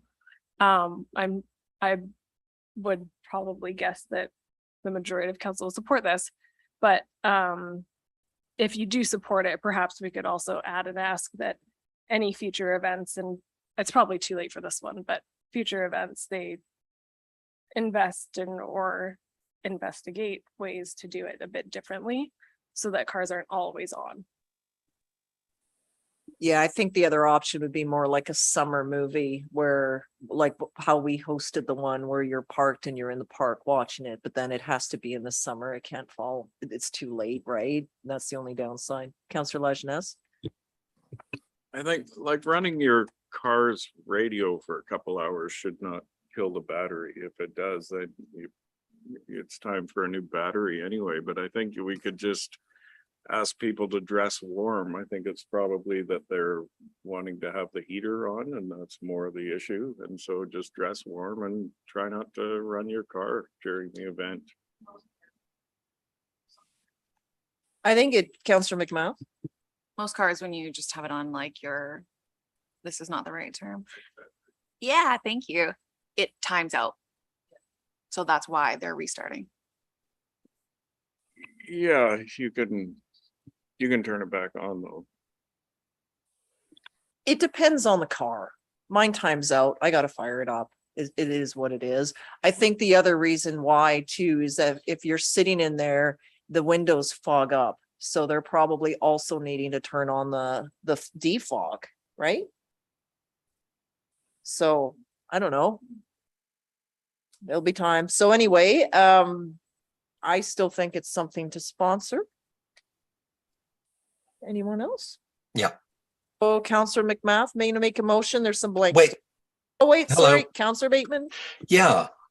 So that's really valid point from Councillor Logan's. It'd be an opportunity to educate about the impacts of idling. My concern relates to the lack of information in Mr. Mold's pitch here about how successful this is as a fundraiser, because I assume it is a fundraiser for the Harmony Project. And as much as I'm a Bill Murray fan, boy, Ghostbusters, wow, that was prime time for Jeff. And I would like to know, if not this year, next year, or whether we should be considering a line item funding for this ongoing project, what exactly the revenues are from the event. Because the $3,500 that we potentially will give tonight could also be added atop the $7,000 we've given through the community grant to ensure that the Harmony Project continues to function. If indeed it is a break-even proposition, a lot of fun for the community. That's fantastic. But if the goal number one is fundraising, I'd like to see evidence that it does indeed fill that requirement. Okay, good points, Councillor Bateman. Okay, Councillor McMahon or Beddoes, then McMahon. Yeah, I'm still wrestling with this business about idling your car all that time. And I remember the old drive-ins, the thing you hang in the window. Some of you might not. But the window, you did fog up. You did have to have your car running. Trick was to keep your headlights off and have not somebody tapping on your window. I would support it this year with the caveat that, you know, if I'm on this council next year, that I won't do it again unless they come up with some alternative to that idling. That is something that we do need to be moving, and that's, you know, a simple one too. All those cars idling there, oh, no, and they're packed in tight too. I mean, I wasn't there last year, but I was there the year before. And once you're there, you can't even get out. And that also bothers me a lot. But I understand their restrictions. But I will support it this time. But I'd like to put it on notice that I will not be supporting it in the future unless some changes are made. Fair enough. Okay, Councillor McMahon. I'm gonna make the motion that council sponsor the Harmony Project Drive-In Movie Night in the amount of $3,500 with funding to come from the contingency fund. Okay, so that's moved and seconded by Councillor Lajeunesse. Would you like to speak to the motion, Councillor McMahon? No. Councillor Lajeunesse? Okay, Councillor Logans? I've said my piece about the funding or the idling. I just wanted to touch on what Councillor Beddoes said about the cars being packed in tight. That was another thing. That was a piece of feedback I received from community members after, is that a lot of people were actually scared the way it was set up because you couldn't get out. If you had an emergency and you had to leave, there was no way for you to leave as an individual vehicle if you had to. So I mean, I doubt they're listening to us tonight, but it's something for CPark to consider in terms of where they're placing vehicles, and having people manage where vehicles are parked is probably going to be important from an emergency management perspective. Okay, I think we can find a way for staff to communicate that back to the organizer should this motion pass, that is a piece where as they're working out this layout, that they need to give consideration for people to exit, because there's reasons why you need to go, right? And you're going to want to, I don't know, I wasn't there, so I can't picture it, but yeah. Sorry, I had to leave in my year. I was there the year before you. And fortunately, I got them early enough where they were able to jostle me out because I had another engagement, but I was there for the opening of it. I'm wondering about the safety part of that too, from the fire chief, all those cars parked in the square and somebody in the center, if there's fire, I don't know. It's just, it scares me. And I think that whole thing needs to be looked at. Like I say, I'm okay to take a chance with it this year, but I better have a look at that whole thing. Enough. Over to Chief Writer. Yeah, in previous workplaces, we would be instrumental in actually developing some sort of site safety plan and working with the person that wanted to use that space.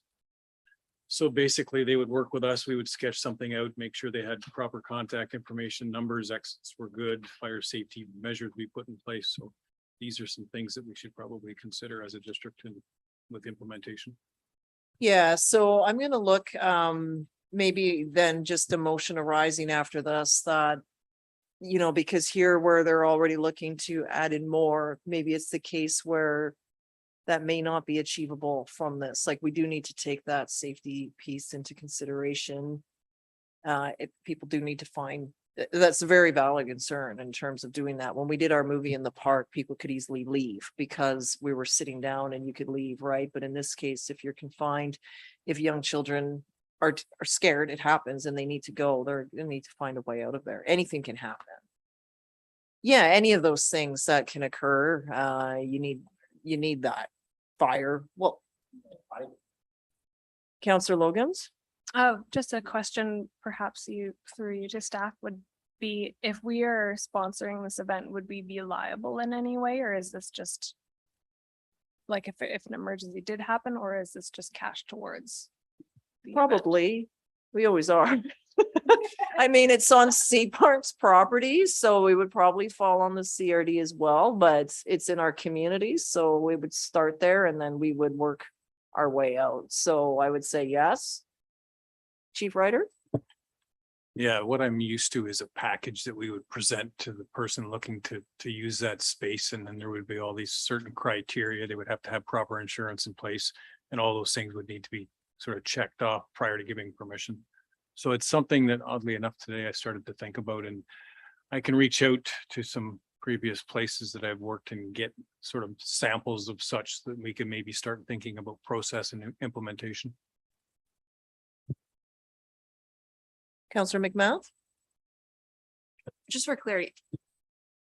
In my mind, it's not us giving them permission to run this event. It's just a sole, like it's just a donation towards them. And then it's really Sea Park that is allowing them to use their property and use their space. So if anyone would be liable, it would be Sea Park. It would, but it's still in our community. Yeah. No, I appreciate that. So we're Yeah. all like, it would always come if there was an incident, everybody gets sued, and then gradually you lift off accordingly. So yes and no. Let's just, that won't happen. Counselor Bettles? Well, it might. It might, but I Well, mean, you just that's, raised a thorny issue for me because I'm still chair of Sea Park Commission up till another few weeks at least. And now that I know of the problem, I would have to ask staff if they have a safety procedure. Maybe they have it. I don't know. Maybe they looked at it. yeah, Sea Park would through the CRD, right?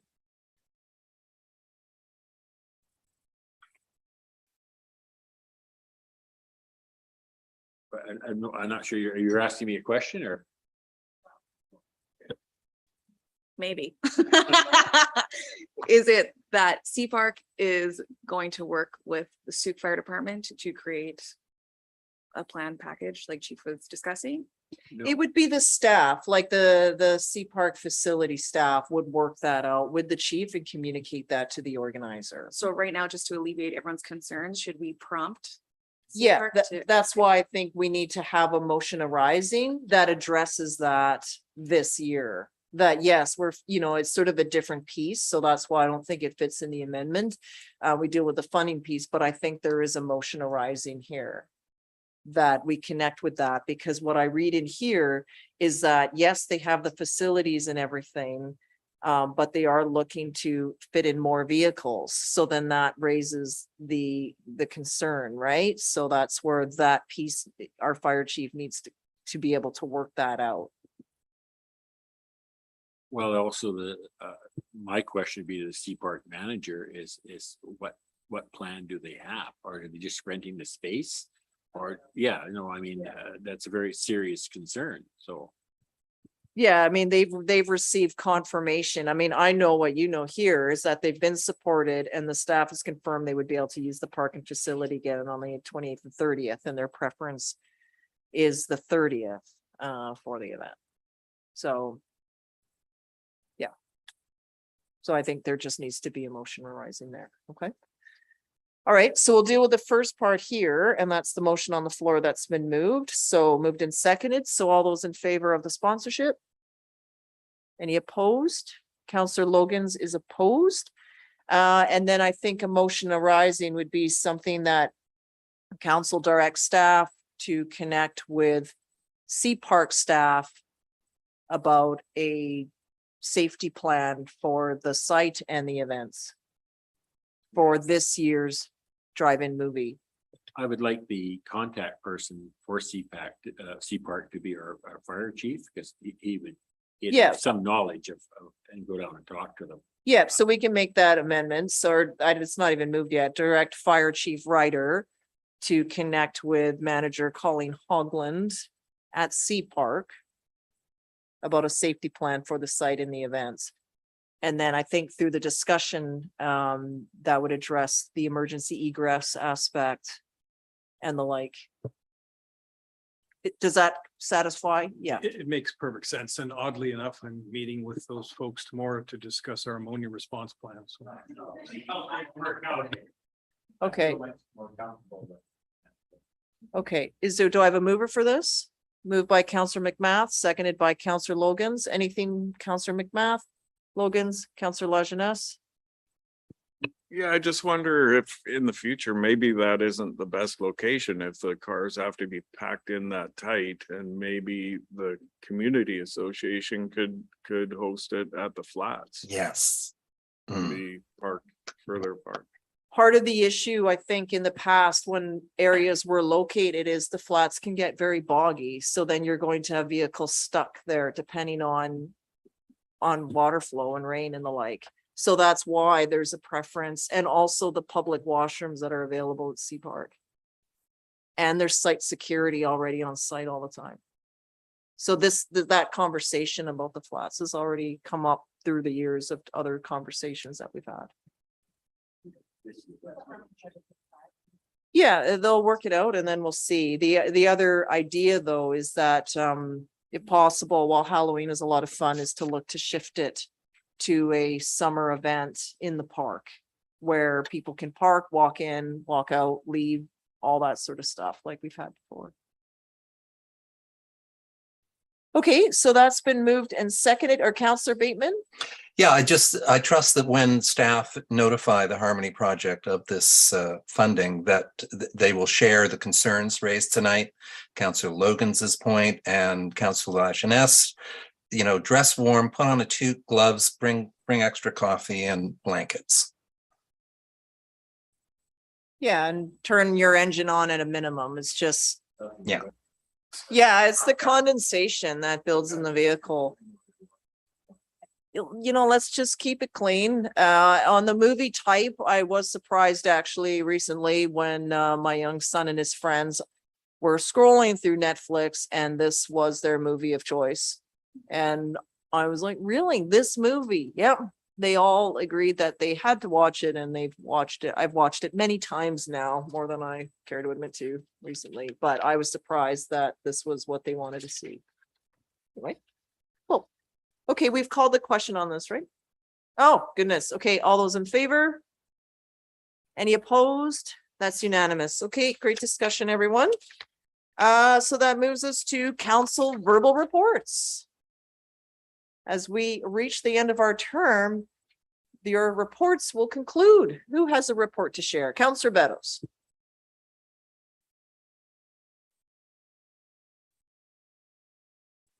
Great, let's get very comfortable there. We attended the South Housing Initiative and a little chat down there. Did you win a prize? No. Oh, no, Drat. Okay, but it was interesting. I wish it was heavily attended, but it was pretty light. But anyways, good hot dog. Thanks to the Lions, was it? Yeah. Harborside, we don't call them Lioness, I know that. Harborside Lions, yeah. And the other thing is not sort of related here, but I understand the jail-a-thon or jail and bail was a huge success. They raised over, I think over 25,000 for Cops for Cancer. The judge was a real jerk, but yeah, really not a very nice person, but it was a big success and I had a lot of fun. It's good stuff. I like throwing people in jail. It's good. Other members of council?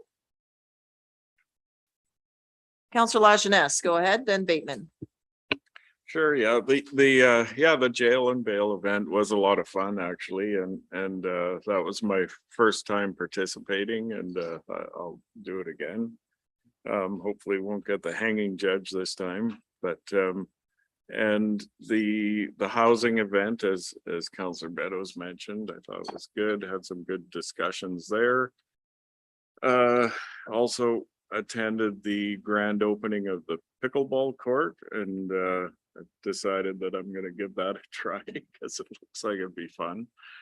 And what else? Oh, the Lions info session on the should we or shouldn't we create some amenities in John Phillips Memorial Park. a lot of people were up in arms about that, and it was interesting to listen to some of that. And last but not least, I guess, was the UBCM convention, which I attended in person for the first time. And yeah, some really good conversations happened there, meeting with different leaders from around the province, and some of the concerns that we face, the common concerns that we face, and that housing is a big issue all across the country.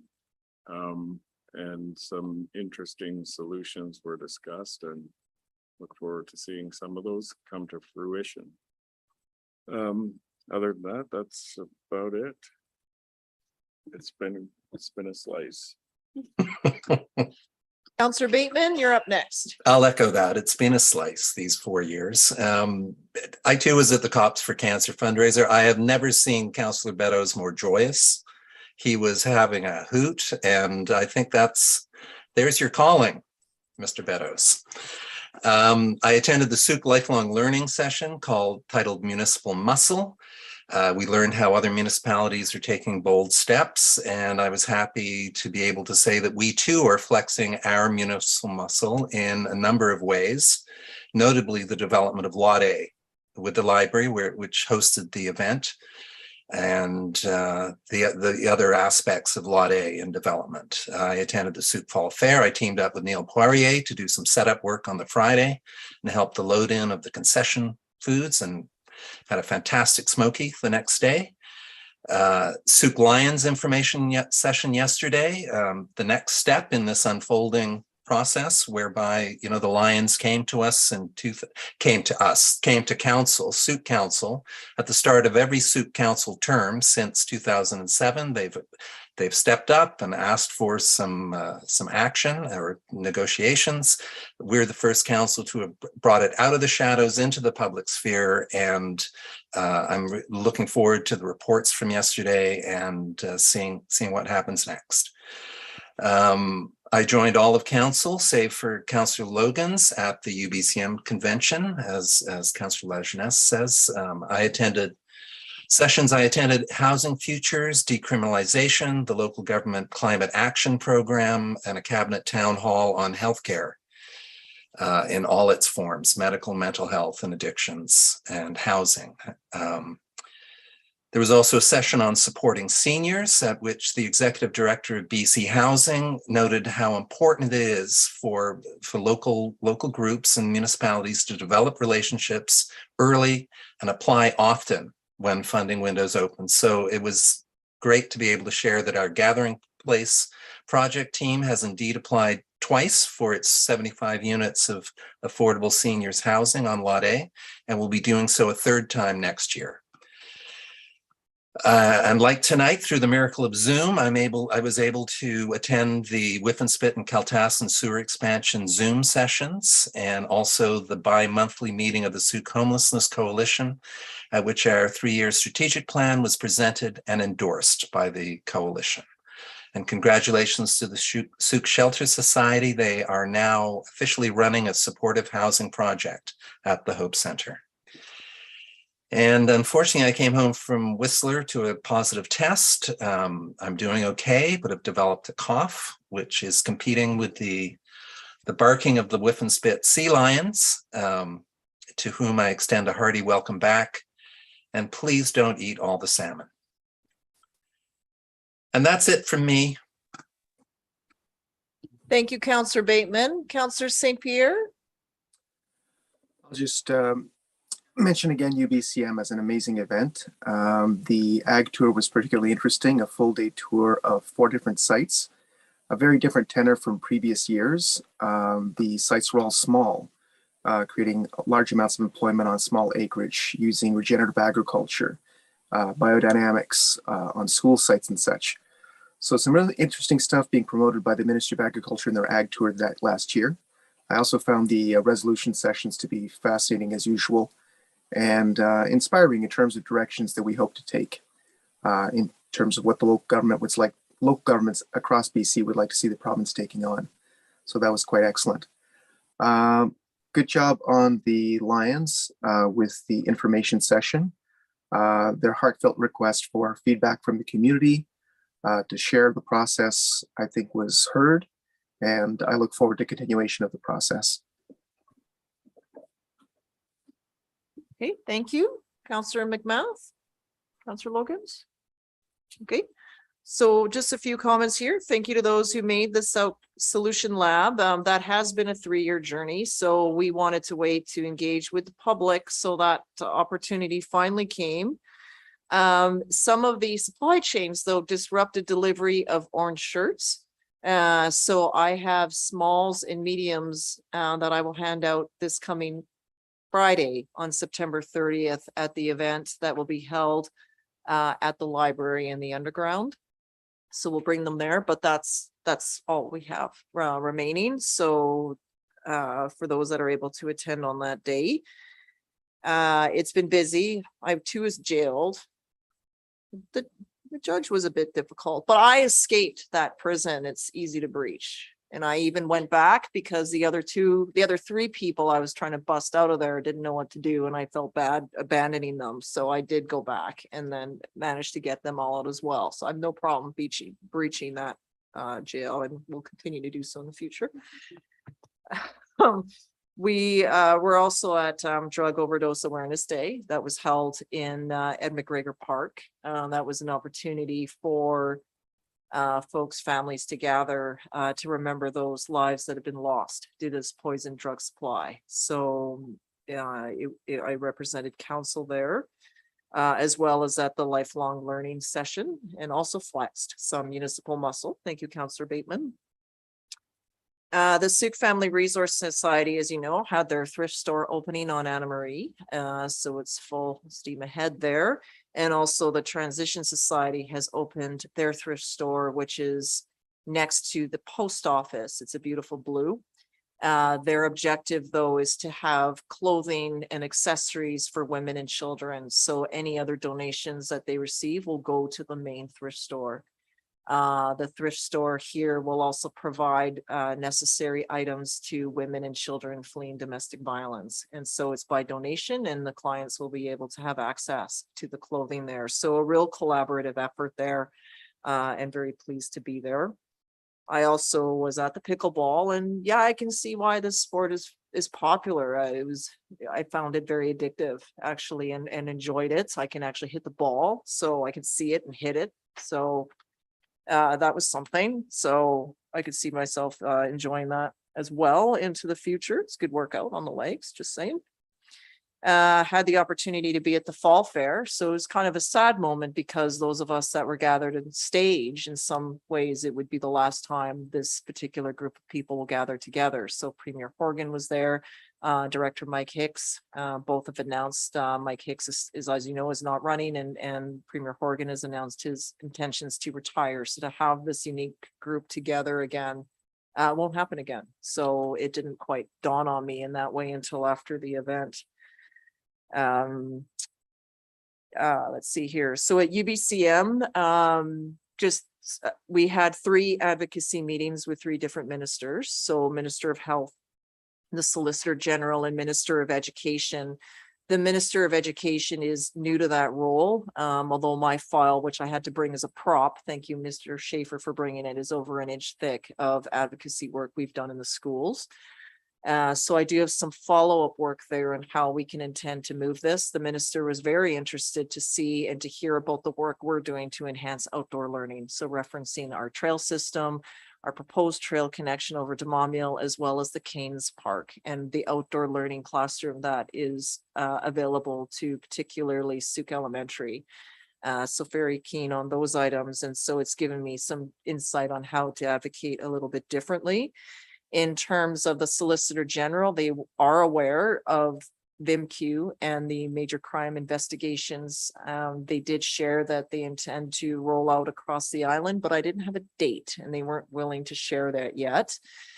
However, I did get contacts when we talk about cost of investigation and the like. So as we get more data, it's something to share, but very receptive, and we'll continue to follow up again next year. Hopefully, some of us that will be here to say, okay, where are you at now? Because the file is building, and that those letters help give a paper trail to us.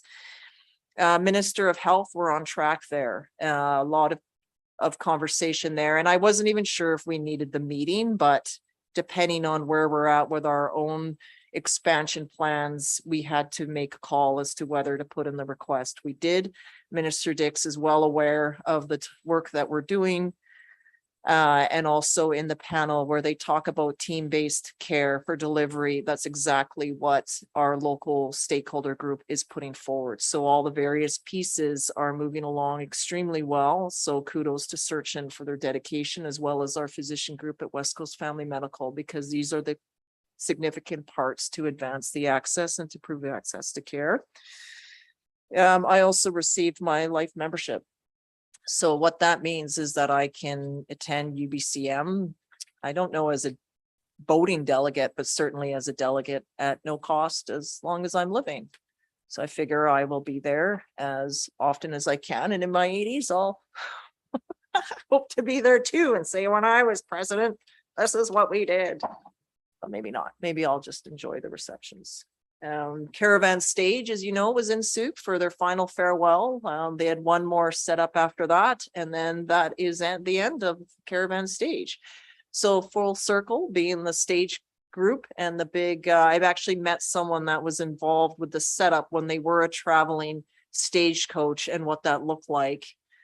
It was more than a puppet show, is that I first thought. It was actually quite a spread, very interactive type of pieces with audience participation back in the day. And now it evolved into this cinematic theatrical display. So fascinating, very busy, a great turnout by the community. And I think it's because of the connection to the ocean and just having great events to go to in the summertime. So that was a real hit.